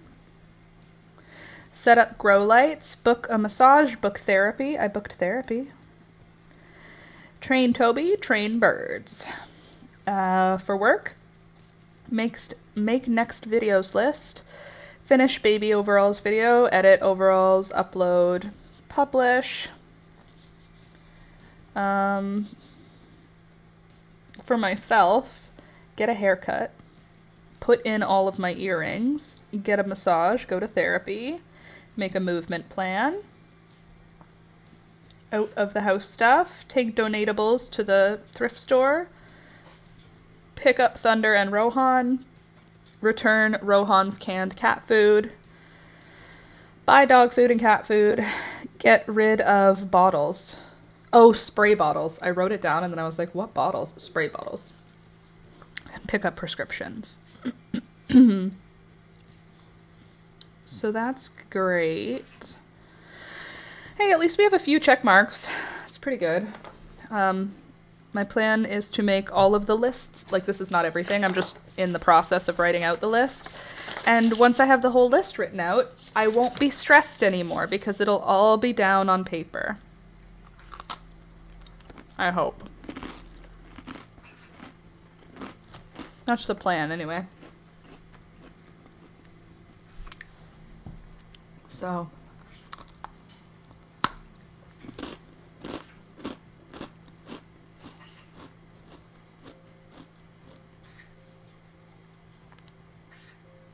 I also have seeds that we can go over now. Or we can look at.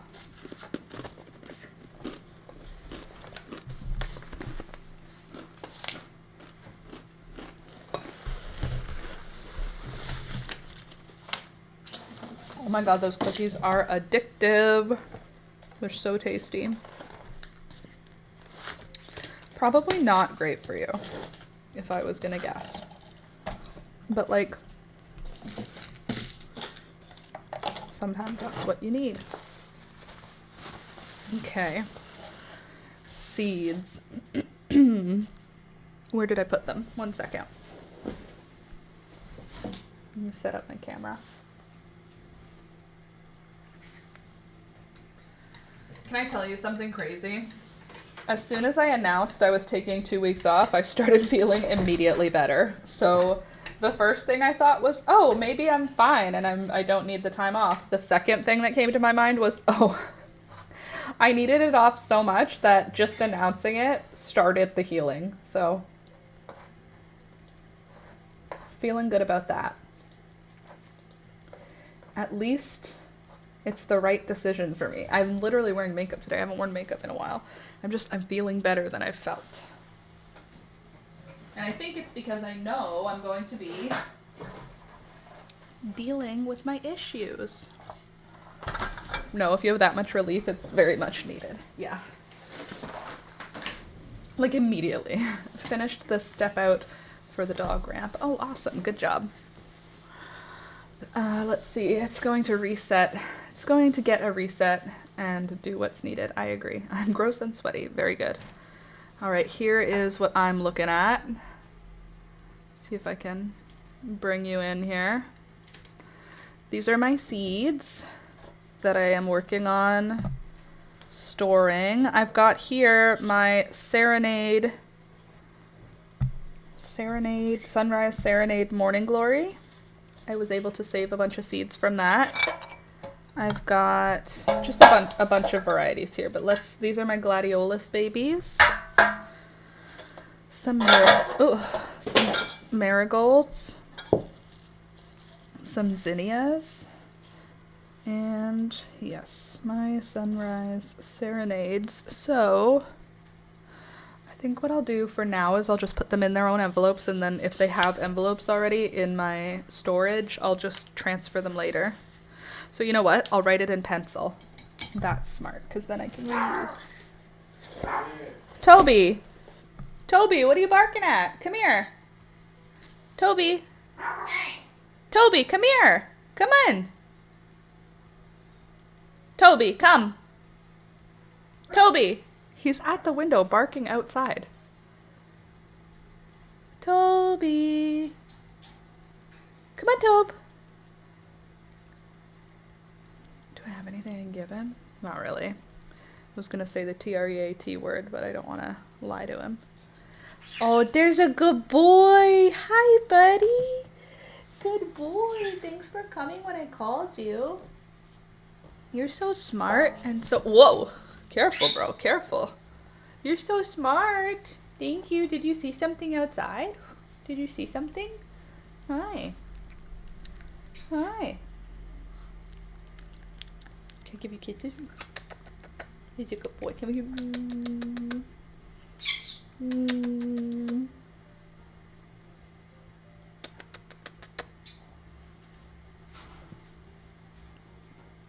Oh, he's a good boy.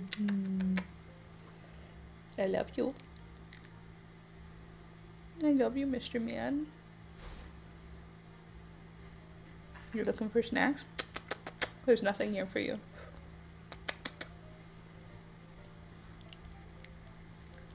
You need a bath. I can smell you. You smell like a dog. He smells like a dog right now. He smells like a campfire and a dog. You smell like a dog campfire. All right. Well, at least you know it's not me. Bummer. First chips in my nail polish just 25 hours after applying the second coat. That's annoying. Okay, so I'm going to use a pencil so that I don't have to lose this envelope. And we will do Sunrise, Serenade, Morning Glory. Maybe I'll do his bath today. And that is these ones. I did not collect a lot of the Sunrise Serenade, but I collected every one of the pods on the plant that was ripe. And I haven't ripped down the whole vine yet, so I'm sure some additional ones will manage to ripen. There's lots of seed pods, they're just not ripe. Hopefully, like I said, hopefully they'll ripen. But even if they don't, this will cover us for next year.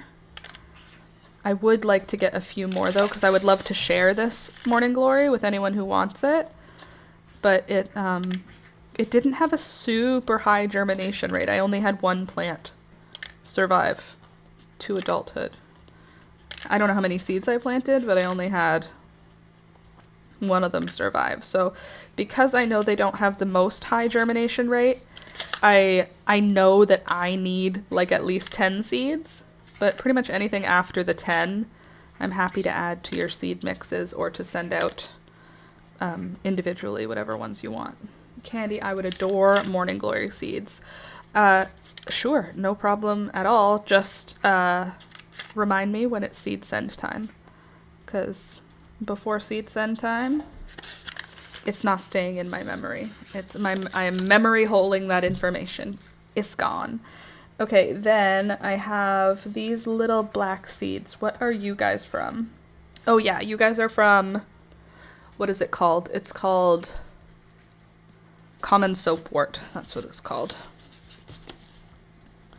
Common soapwort. It's so pretty though. Do you want to see what it looks like? It's a really pretty little guy. It like has no business being so cutie patootie. It's a weed here, like it's a native plant, but I saved the seeds from there was a waste space in front of someone's house when I was picking something up with my older sister, and they had gone to seed, and I was like, these are so cute, I'm gonna grow them, and then I found out they were like a common weed. I thought it was a garden plant. Common soapwort. But it's pretty. It's like a pretty plant. It kind of has some kind of crossover between like phlox and scented stalks. That's the sort of energy I feel like I get from it. So I'll show you what it looks like.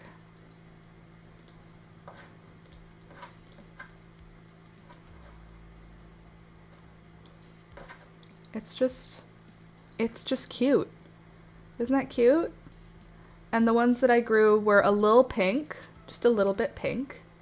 Not quite that pink, that's a bit much. Not quite that pink. Those are geraniums also, first of all. It's like that. The one that I grew was like that. And it was just cute. It didn't cause anybody any trouble. It was not bothering anybody. And it's cute. It's nothing special, but it's cute. And so I grew it, obviously. let's see, it's a garden plant down here. Oh, is it really? Fingers crossed for more ripe pods so you have plenty. Candy, thank you for the fingers crossed. It is a garden plant here. Here it is a weed. And now that I know it's a weed, I see it everywhere. Before, I only saw it at this person's yard, and it was like at the edge of the yard. It was growing in the fence, but I was like, it's so pretty. It must be a garden plant. And then I saw, it was like, it's an Ontario native. It's not a garden plant. It's like just a weed. And she cute. I'll keep growing her.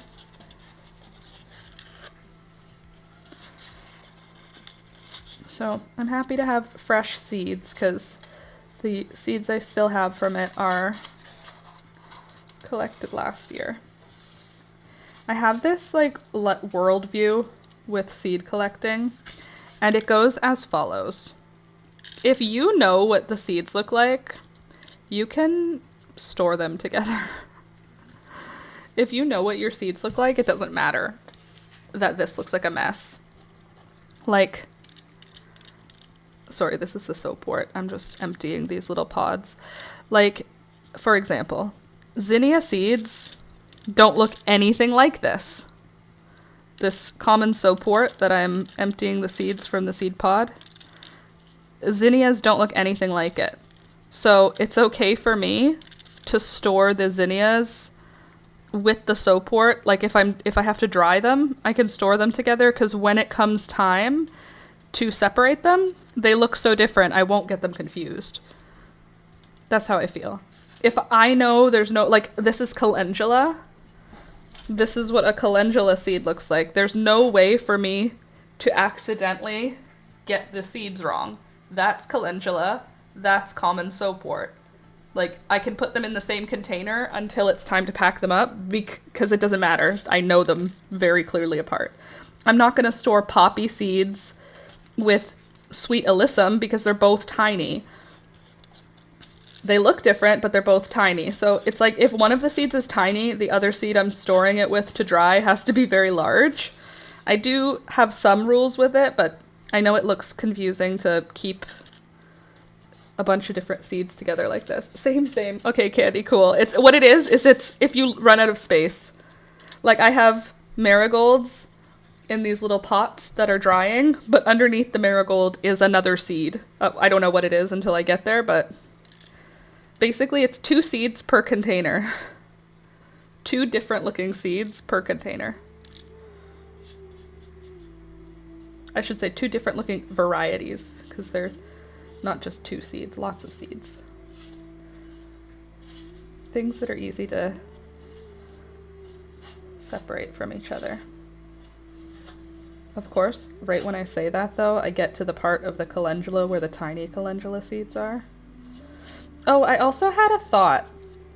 I saw someone do this last winter and I thought it was so cute. They set up grow lights in their house and then they grew zinnias and cosmos in the winter in a window underneath grow lights, and they grew. And I didn't know that was possible, even though of course it is. If something can grow outside, it in theory, if you provide it what it needs, it should be able to grow inside. But I never thought about zinnias and cosmos as something you could grow inside. And then I saw that video last winter and it makes me want to try it. Just like for vibes. I think it would be a fun vibe to, first of all, enjoy growing something during the cold months. Usually I'm not really like into starting plants in the winter because I have so many houseplants that are just overtaking my life. They all live outside during the summer and then in the winter they have to come back inside and live inside for those months, which ends up making my house feel very cramped because all summer there have been no plants in the house. Then winter comes and there's suddenly like a jungle around me. Okay, let me move you like this. Can I put you in front maybe? Yeah, like that. Cute. All right, now I'm going to do my, who's next? Let's do the calendula. I have almost no calendula, so I decided not to separate them by color because I don't have enough of any one color to bother with a whole envelope dedicated to it. Assorted calendula. So I'm going to just put them all together, and then next year I'll try to save by color or by variety. For this year, I'm just gonna save whatever I can.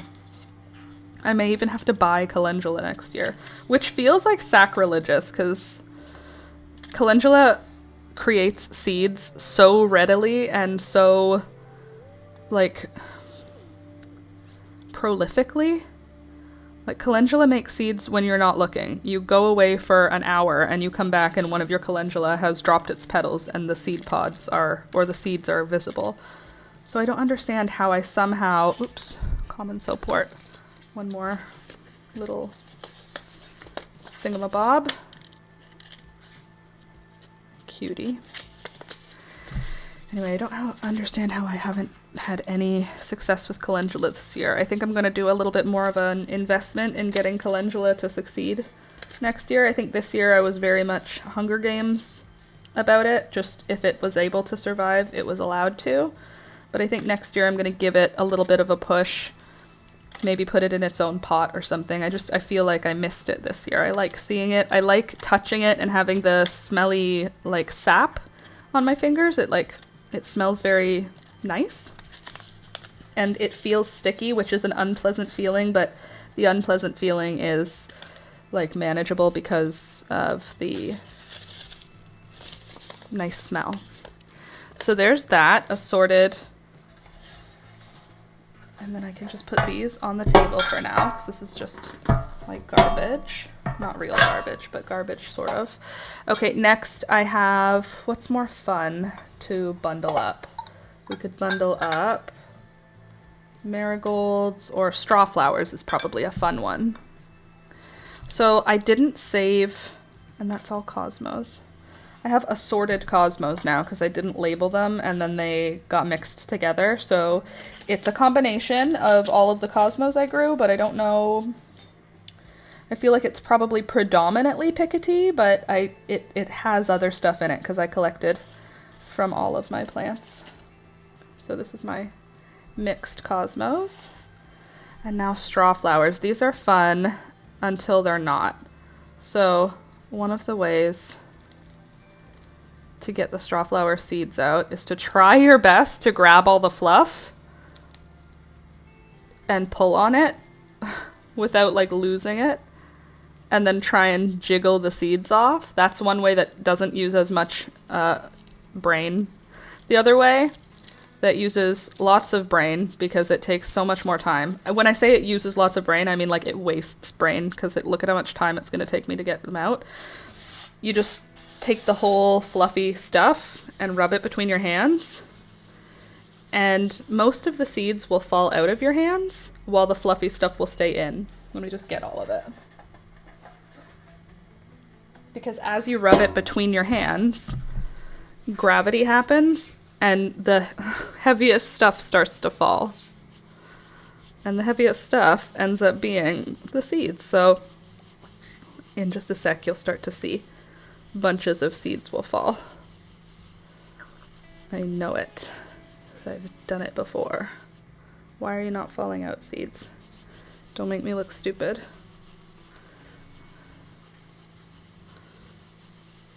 Come on, you. Leave my hand, seeds. Come on, I literally did this yesterday and it worked perfectly. Okay, there we go. Some seeds are coming. It's coming with the fluff, though. Not my best work right now. You gotta do it gently, though, because you don't want to damage the seeds. That did not work. Yesterday it was a different flower. Look at how much fluff is on my hands. Yuck, yuck, yuck. I need to wipe it off. I need to, or else I will go crazy. Okay. Cool, that didn't work at all. It's fine, though.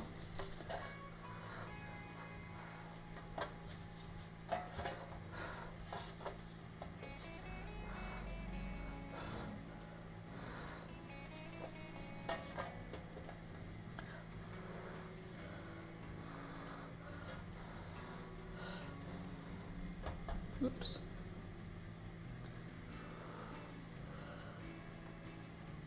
Wow, this is such a fail. Cool. Morning, Michelle. Okay, so that's straw flowers. That went so bad, but that's okay because I don't need them anyway. Sorted straw flower. I think next year I may be buying straw flower seeds as well. I have a lot of seeds for the silvery rose, which is good because that's my favorite color, but I missed the apricot this year. I missed seeing it. I think I still have apricot seeds, but they're mixed in with my assorted. So I'm going to have to do it. I'm going to have to buy them in order to actually guarantee that I have the colors I want. Okay, these are assorted cosmos now. Just rubbing the whole seed head between my hands gently. I'm not like crushing anything. I'm basically just giving everything something to rub up against so that I can separate the seeds from the like seed head. And then once those are all freed, I'll just grab the larger stuff. That's a nasturtium. Grab the larger stuff. That's garbage. And garbage, garbage, garbage, garbage. Beauty. Then I can just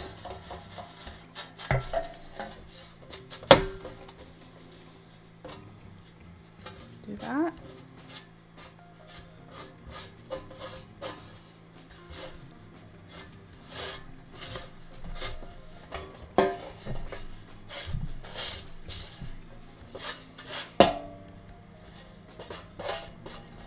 That's all chaff.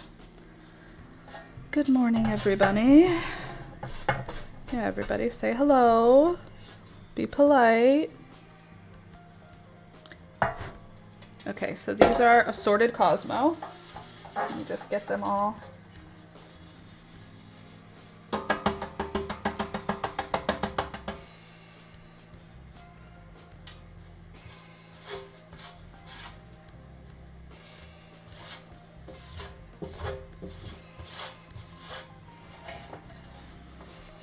And I don't know which ones these are. Assorted Cosmos. So now all the rest of the Cosmos I collect this season, all the Cosmos seeds rather, which won't be many because the frost is coming. But the rest of the ones I collect will just go into this assorted envelope. I'm not gonna save by color anymore. Okay, more chaff. Oh, there's a Cosmo seed. Okay, now we can do some marigolds. I have, this is Naughty Marietta. Oh, and some nasturtiums. Are you assorted? You're gonna have to be because I did not label you. Assorted nasturtiums, probably mostly yellow. Okay, so this is the Naughty Marietta.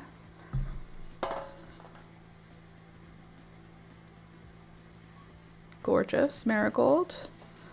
Love that marigold a lot. And while I do have a substantial amount of seeds, I still want fresh seed because I do love that marigold. So I'm just wiggling the seeds from the petals so that I don't end up with any petals in my seed packets.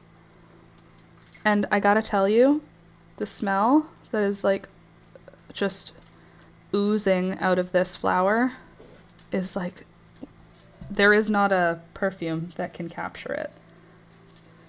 If I could smell like the cross between tomato plants and marigolds, if you could capture that smell, not marigolds the flower, marigolds the plant. I want to smell like a marigold plant that bumped into a tomato plant. Can someone make that into a perfume? That would, oh, if I could, if... What? What's that for?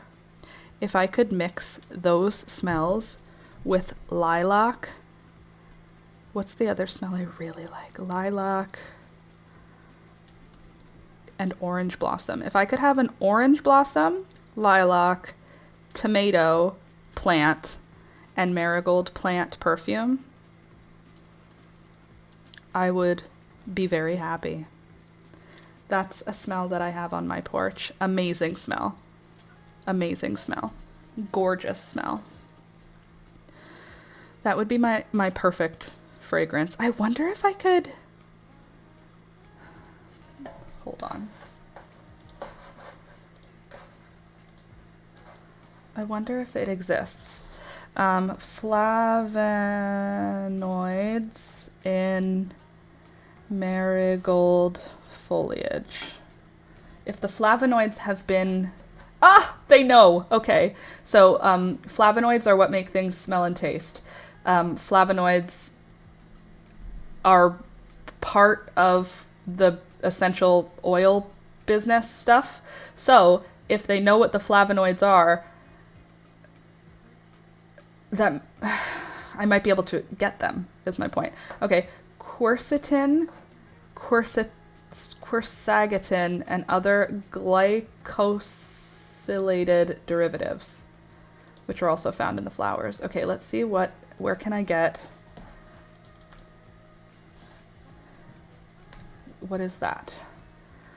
A naturally occurring flavonoid found in plants like marigolds with antioxidant, anti-inflammatory, and anti-cancer properties. It's a chemical similar to quercetin but has a hydroxyl group, and it's been researched for using in traditional medicines. Okay, let's see. We have one of those here. There are perfume places that let you mix your own scent. Okay, but why mix my own scent if I have the flowers? Can I get the essential oil out of the flower or out of the plant? How to, oh, not that. How to extract flavonoids from foliage. Use maceration with a polar solvent like ethanol or methanol. I have ethanol. Don't I? Isn't ethanol... Ethanol is vodka. Well, I don't have ethanol then. But I can get ethanol is my point. Ethanol is just vodka, right? Or gin. Dry the leaves by shade or in a hot air oven. Grind the dried leaves into a fine powder. Maceration, soak the powder in a solvent at room temperature.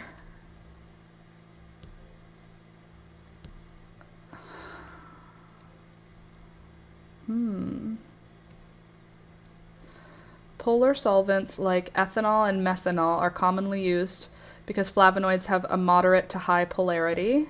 Using a mixture of ethanol and water can improve extraction efficiency, as the water can help with the plant's matrix permeability. For less polar flavonoids, solvents like ethyl acetate or dichloromethane can be used. 1 gram of powder to 20 milliliters of solvent. Use your selected method to extract the flavonoids. Okay. And then what? Separate the solid plant material from the liquid extract. Okay.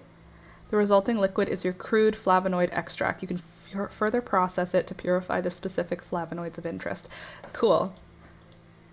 You need a distillation kit and you need a shitload of plant matter. So, how to extract flavonoids from foliage for fragrances. Is it going to say you need a distillation kit? No, it still says maceration method. Grind the foliage. Soak it in a thing. 60 to 80% ethanol. Okay, what is 60 to 80% ethanol? What is 80% ethanol used for? Hand rubs, gels, and foams for hand hygiene and healthcare. Is hand sanitizer ethanol? Yes, ethanol, also known as ethyl alcohol, is common and effective active ingredient in many... Oh, ethyl alcohol. I have ethyl alcohol. Don't I? 1 second. I'll be right back. I'm making perfume, apparently. Just a second. Oh my god. Sorry.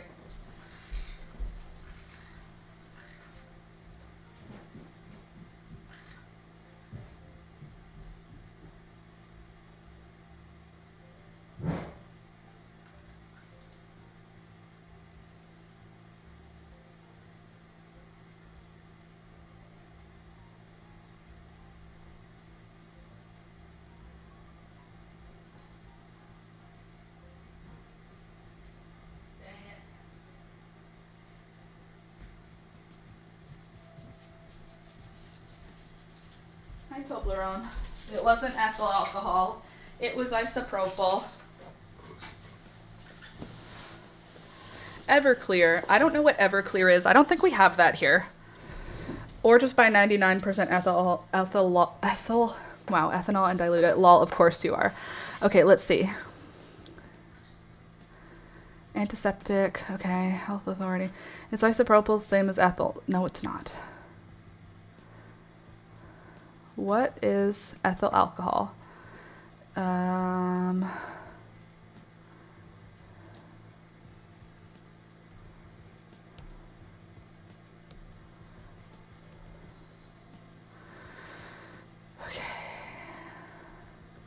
Why is 80% ethanol used in plant extraction? Is a suitable solvent for increasing extraction yield. Okay, so what we need is ethyl alcohol. Where to get ethyl alcohol? Ethyl alcohol 50%. Don't need 50%. I need 60%. Okay, I can get 50% at the pharmacy. Where is ethyl alcohol found?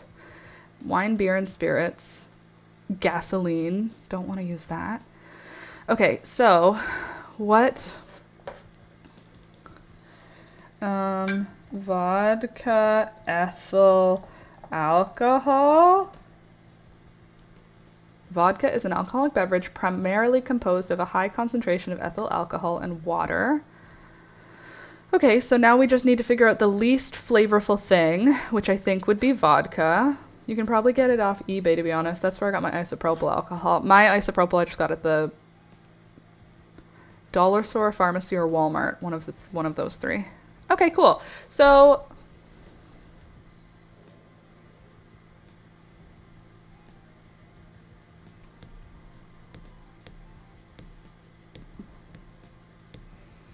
which vodka has 70% alcohol? Okay, let's see. High alcohol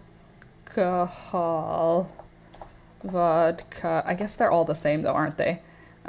Canada, Ontario. We have different liquor rules. Ontario, depending on the province, right? You can find high alcohol vodka at the LCBO for 45%.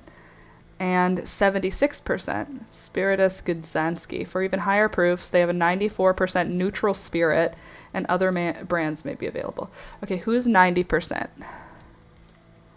94. Neutral spirit. Okay, cool, but what is the brand? Overproof alcohol. Okay. It's called Overproof. Where can I find ethyl alcohol?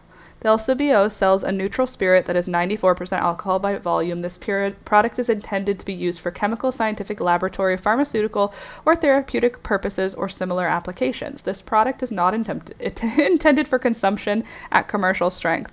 For more information regarding the availability, please contact customer care team or submit.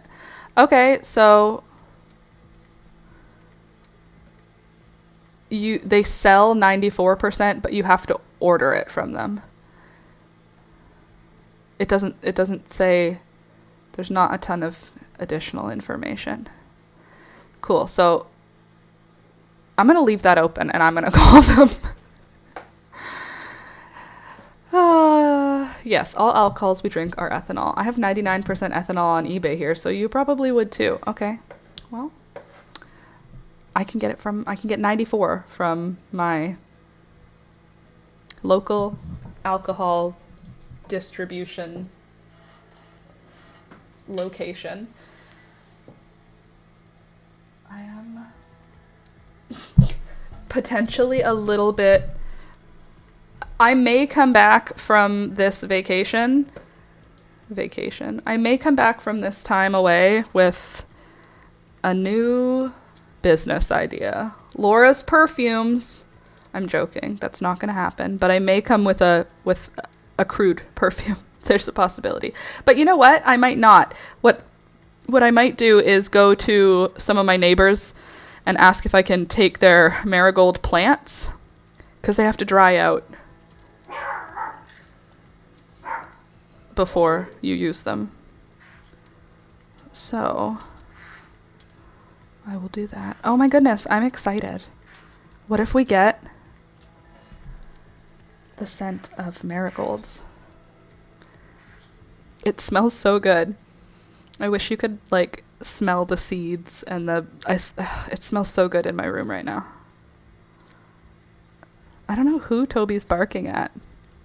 He's sitting in Alex's office because ever since Rohan passed away, Alex has kept his office open because the reason he had to keep his office closed is because Rohan would try to attack Peekaboo, or he would bother her and then she would pee as a result of him like freaking her out.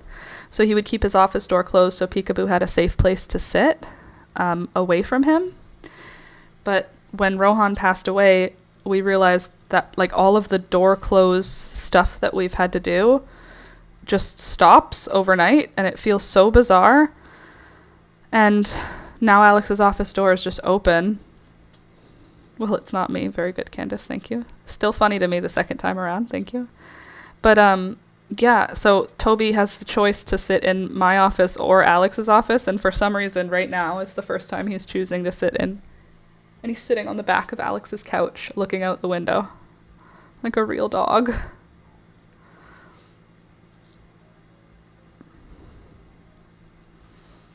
So I'm actually like in my head right now thinking about the idea of making a tomato foliage scented perfume. And how do you even describe that? It doesn't smell like tomatoes even at all. It doesn't even there's no way that you would smell tomato foliage and go, that smells like a tomato. So it's not tomato flavored. It's tomato leaf flavored that I like. Trust me, I've thought about doing it. Just showing up one day. It would be very surprising, that's for sure. I'd be like, what the heck? My house is a disaster.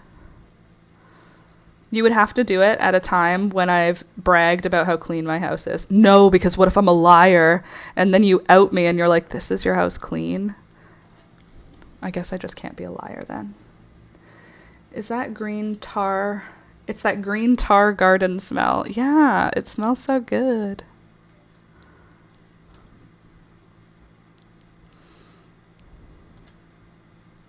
So these are not dry enough to immediately put into storage yet. So these are going to have to sit out for a couple of days, or I'll have to pop them into my dehydrator. Rub your hand lightly on a tomato plant branch. Yes, that smell is phenomenal, but it won't last. Imagine if I could imagine. I wonder if it would even smell good, because it smells so good to me. But I wonder if it would smell good on the skin. You know? Because, like, there's certain things like musk and...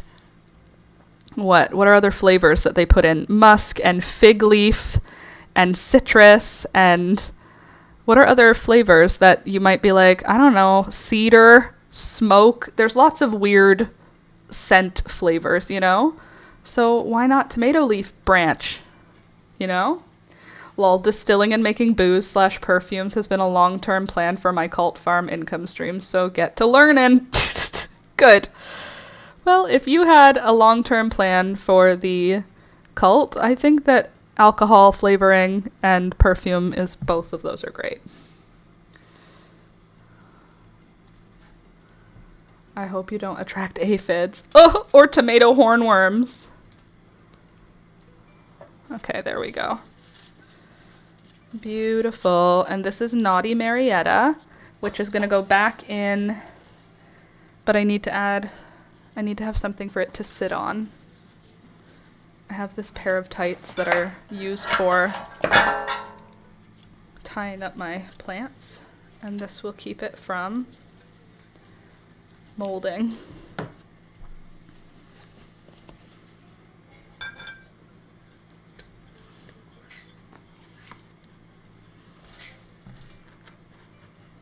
Just so there's air underneath it for now.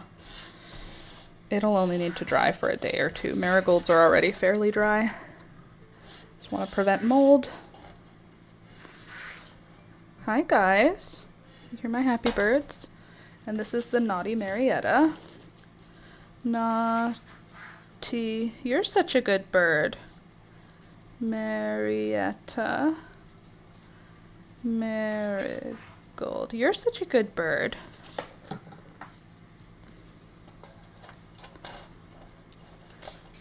You're so good. I feel like I don't know a way to make this happen.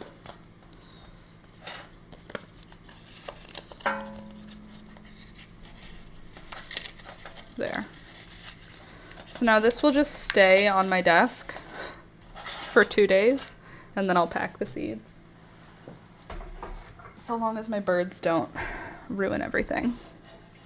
All right, let's do the other marigold. Oh, and also these other cosmos. I don't think these are labeled either, so that means they just get to be assorted. So let's pull the marigolds out for a sec. Nope, that was a cosmo. Come back here, you. And then we can just separate the cosmos. I think most of these are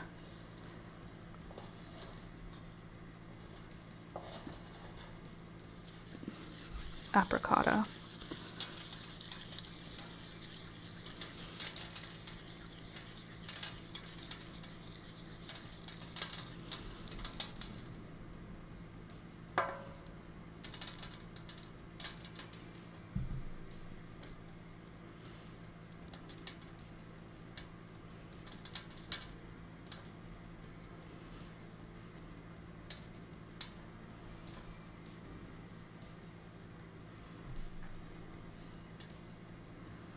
Thanks for being here today, guys. Thanks for hanging out with me all the time. I appreciate you. I'm sorry I need a break. I'm not sorry I need a break. I'm sorry that... I don't know what I'm sorry about. I feel sorry, that's for sure. I don't feel great about leaving for 2 weeks. I feel nervous that it's going to affect my channel negatively. I feel nervous that it's going to affect you guys negatively and me, because I enjoy the streams as well. But I hope that when I come back, it's going to be... I'm going to have like a clearer idea of what the plan is, what the next step is. I feel a little lost right now, YouTube-wise. And I really want to know what this YouTube channel is going to look like when I hit 100,000. And to do that, I need to make the plan. So I'm going to do that. I'm going to make my plan, make my goals list, all those things, you know. And when I come back, I will be cured, healed, better than ever. Or not. I don't know yet. We'll see. We'll just have to see. But I still appreciate you being here, regardless of how your mental health is and regardless of how my mental health is. I love that we're just still here for each other. If you need community outside of the live streams and you are upset that the live streams are going to be on hiatus for a little bit, do know there is a Discord community, a Discord channel, which if you don't have Discord is kind of like... It's like a chat room, but it's just us in the chat room. And there's different like topics that are fun. We talk about all kinds of stuff in there. And I'm going to commit to be more active in there during my break so that you guys don't have to wonder if I fell off the face of the earth. You know? What did I want to do?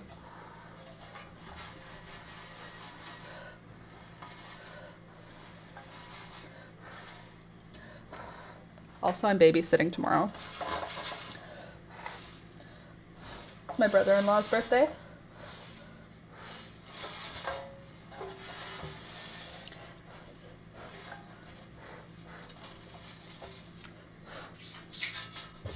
So I'm watching the baby. My parents are going to watch Alistair.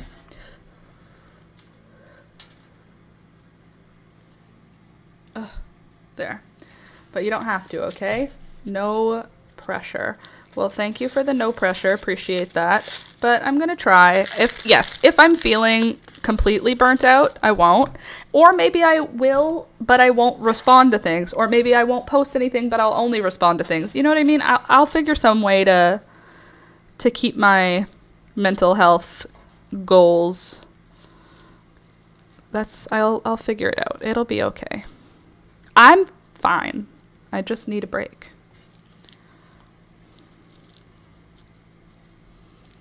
I need a break before I become not fine. You know what I mean? It's like a little break now or a big break later. That's what's happening. That's the trajectory I'm on. And I think a little break now is going to be just a little better for me.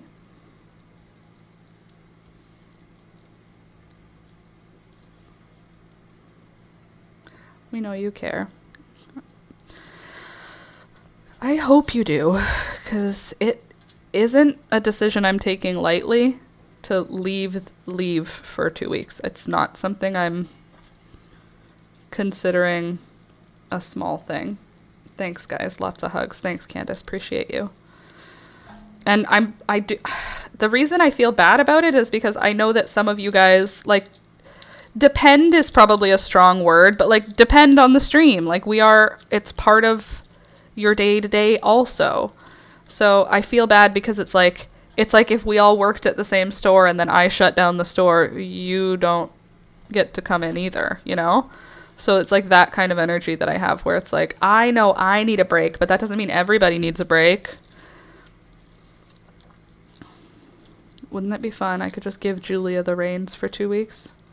She doesn't have the computer set up to have a live, but you know what I mean? The idea would be cool. Not to worry, look forward to. I hope so. I hope it's going to be sorry, there's something in my eyeball. I hope it's going to be a good reset. I hope I'm not overhyping it and then I come back equally depressed.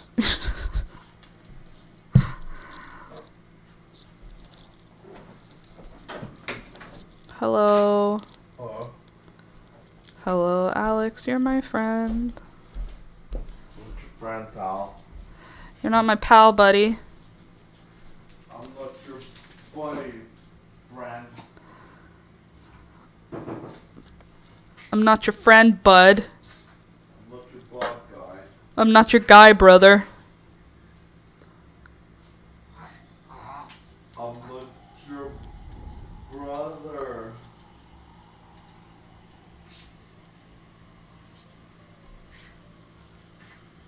Cool. So you're telling me I win? Yeah, I only know like 4 words anyway. Us too. Sometimes you just need a reset. Yeah, agreed. I think it's going to be more work. Oh God. More work. All that you need to do than being here with us. Fixing one's soul is hard work. Agreed.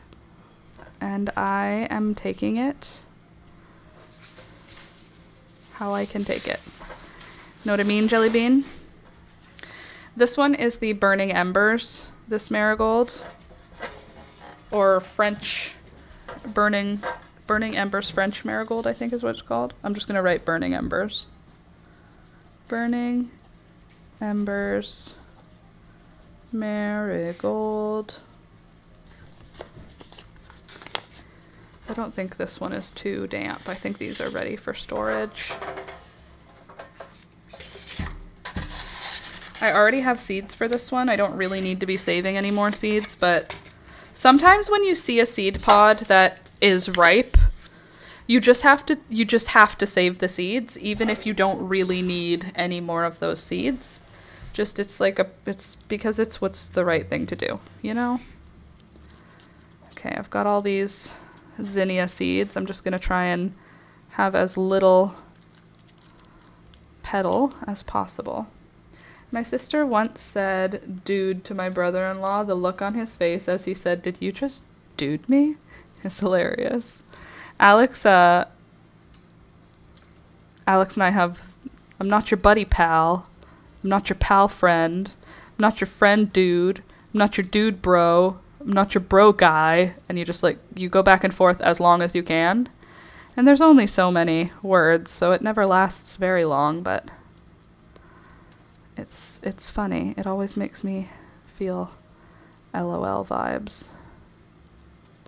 I think that's it for that, Zinnia. I usually only take seeds from the first couple of rows of petals. And I'll grab the petals, give them a wiggle. Ta-da! And then I can rip it off. But it's funny. I think so every time. Every time he does it.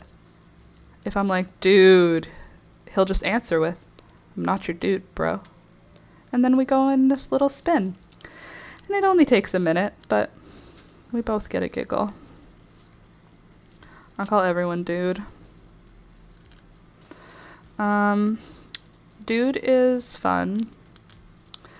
I like dude. I got talking to when I worked at Canadian Tire for calling people pal. I was told it came off passive aggressive, and I literally did not mean it as passive aggressive at all. And I remember being mortified because it had been weeks that I had been calling everyone at the store pal. I heard someone say it out in the world, and my brain said, yeah, pal, that sounds good actually. So then I started calling people pal. No one said anything. I thought I was cool. I was the only one who was using that word. I thought it was because I was on some new shit. Turns out it was like a boomer who said pal, and it was not. It's be careful when you call people pal. Apparently it can be perceived as passive aggressive. My brain did not compute. I like literally was like, I was, wait, but I've been calling people pal for weeks. Has everyone in the store been thinking that I am being passive aggressive to everyone in the store? There's gotta be 40 employees in this store that I've been calling pal for weeks. So I got a write-up and told that I needed an attitude change and I had to stop calling everyone pal. And I was like, I remember being very much like, but if I didn't mean it passive aggressively, do I still need the attitude change? Was pal the attitude, or do I have an attitude problem? The crazy thing for me is that I have a very major fear of authority. Like as a kid, I was very not, as a teenager, as a young adult, I was very not passive aggressive at work. That's terrifying. You could get called out for that. What would I say if someone said, "Can you stop being passive aggressive to me?" I would die. I would just spontaneously combust inwardly. What is that called? When they combust but on the inside, when you collapse. I will spontaneously collapse. And I would be like, "Hey, pal, can you help me out with this? Hey there, pal." Like, instead of dude or bro, if I didn't know someone's name, I was just using pal. I wasn't saying it. It definitely wasn't intentionally passive aggressively, and don't even get it twisted. This bitch knows how to be intentionally passive aggressive. I know how to. I'm just saying at that time, that is not what I was doing. And I remember feeling mortified. Like, it wasn't even like, oh no, have I been passive aggressive to everyone? It was like, have all of them been talking about how passive aggressive I've been lately? How many people had to talk to this manager about my passive aggressive use of the word pal for the manager to determine it was worthy to talk to me about it? So that's where my brain went immediately. Hey Laura, can I talk to you about something? So I just want to, touch base, see how everything's going. Everything's going great. What's going on? Well, have you been feeling like seen, feeling recognized? I mean, I work at Canadian Tire as a customer service girl. No, obviously not. Hold on. This is Queenie Mystery Zinnia. Anyway, okay, well, some people have been, noticing you using some language that has been kind of perceived as passive-aggressive or something along those lines. What? Who? Of course, my brain immediately goes to, like, the bitch at customer service that I absolutely hated that was, like, trying to marry Alex while also not understanding that, like, she had no chance in hell. Not because I didn't hate her because I was jealous that she would try to steal Alex. I hated her because she had no idea that Alex had no interest in her. And also, oh God, she was so upset when Alex and I started dating. Anyway, she probably ratted me out. Anyway, don't call people pal. It's offensive. Excuse me, ma'am. Thank you. Calm down. Okay, next is my gladiolus corms, which are here. And I think they can probably live in an envelope. They're so little. They don't have anything going on. They can just, I think, just get put in an envelope until next year. Anyway, I don't know where that tangent came from. Yes, I do. Pal, bro, buddy. All those things. Anyway.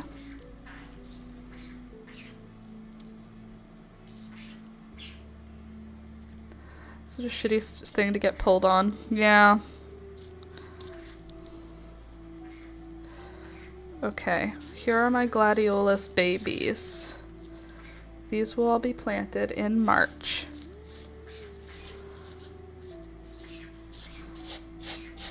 Martha Kelly, what a good name. I'm Martha Kelly, and you're listening to KHF1, your local news talk leader.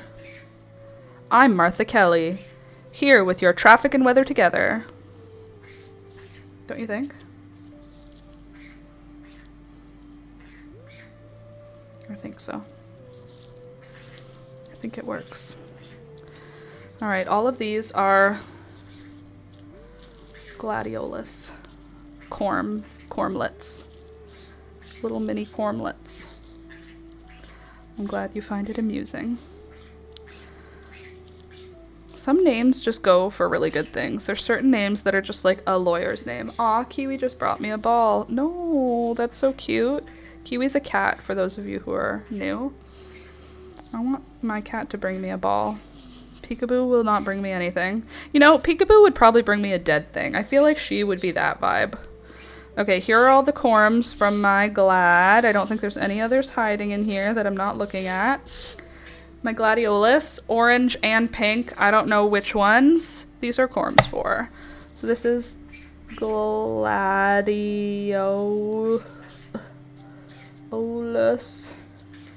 corms.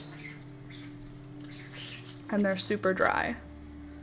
I don't know if these will turn into glads next year or if they'll take 2 years to turn into glads, but I'm gonna grow them because I'm a doctor, not a doctor. There, look at that. Now all the seeds are managed, mischief managed, and now I have assorted nasturtiums in here. I think that's all that's left in this box. Assorted nasturtiums. These are just gonna dry out. Sitting here, actually I'll pour them out to get everything out except for the nasturtiums. Pika might bring you a can of cat food to open her. I mean, I think she would just break into it on her own. I don't even think she would ask for help. If Peekaboo was desperate enough for food to be trying to get into a can, she's not bringing it to me. She's gonna like just gnaw on it until her face bleeds, and then I have to take her to the vet. That's more Pika's speed, I think. She wakes up so hungry every morning. The way she wakes up is like she's never eaten before. And I'm like, girl, it's the same. We do the same thing every day. And she's like, you forgot breakfast. And I'm like, no, I didn't. It's just not time yet. Laura, Sir? did the guy from Toronto message you yet? I haven't checked my email today. Thanks. I can message him. Oh, yeah? Yeah? Okay, that'd be nice to see an update. Yeah. Our cat and our dog are currently at a taxidermist getting articulated. Our dead cat and our dead dog, our alive cat and our alive dog are at home, not articulate. Well, they're articulated, I guess, but they have You know what I mean. It's fine. You understand. The ones that are dead are currently with a taxidermist, and he said it would be 2 or 3 weeks. You are articulating them in poses? No, he's just doing their skulls, but it's still called articulation because he has to, like, put the teeth in and put all the bones together and bleach and degrease the bones and all those things. So it's still called articulating, but no, we're just having the skulls done for them, but they are still with him, and he said 2 to 3 weeks, and I think it's been 1 or 2. Aw, and Susie is on the guest bed. My uncle just left, and she's a big misser. Aw, that's sweet. I love a cat who loves anything, anyone. Oh, Susie's the dog. Never mind. I forgot. I didn't forget. She doesn't have the car today, so if I go, I have to drive, and I don't know if I want to. So maybe, but maybe not. It looks like it's gonna rain. Well, I was gonna say I'll drive and then you can scoot, but it's gonna rain and I don't want you scooting in the cold rain.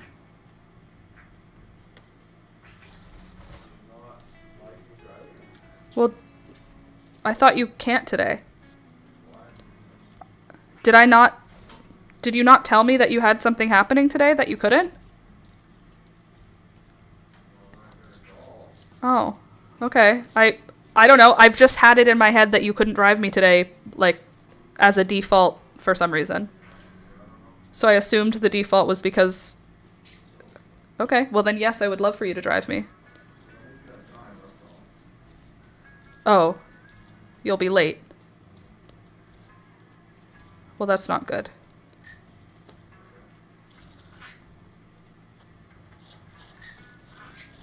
All right. You're so cute. That's so nice when you say it so nice. You're so cute. I'm just sorting seeds, by the way, in case you were not aware. These are all nasturtiums, and I'm just separating them. And I'm trying to keep them in mostly like a single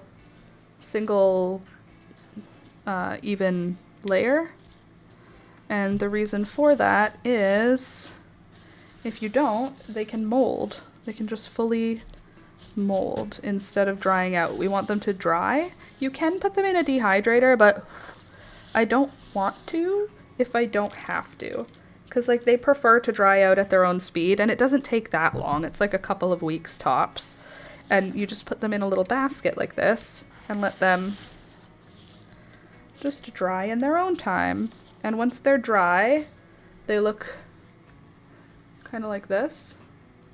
See how they get all wrinkly and they kind of turn hard and beige instead of like this, fresh and green. We have to wait for them to get all wrinkled. And then I can pack them away and they will not rot.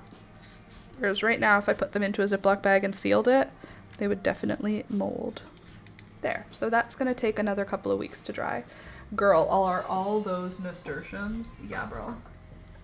So flower raisins. Yes, flower raisins. Oh, I had a doctor's appointment. Did I tell you? I had a doctor's appointment about my skin. My doctor said it looks like I have either a viral or bacterial infection on my skin that she doesn't know how it got there. She said it is definitely not hand, foot, and mouth. And she prescribed me antibiotics. So I have antibiotics now to try and deal with it, to see if it helps. Yes, those were all nasturtiums. Okay, here we go. This stuff. Oh, this is a dried poppy stem I liked. All this stuff will just go into my garden where it can just rot in place. But I'll just leave it like this so that my birds can't eat it.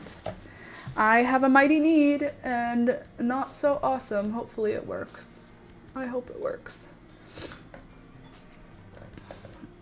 They should work. If they all dehydrate, then I will send them as part of the be able to take the doggy? Yeah. Okay. I'll get ready then. Okay, I'm ready.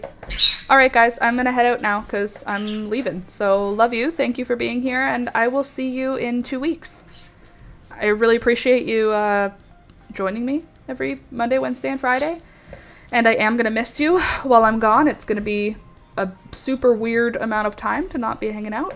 But I will see you when I get back, and I hope that you have a good trip. I hope that you stay hydrated and be good to yourselves and all those things. You guys are very important to me, so check in the Discord and I will do the same. And I think that's it. All right. Hold on. This, except without this. Okay. Bye.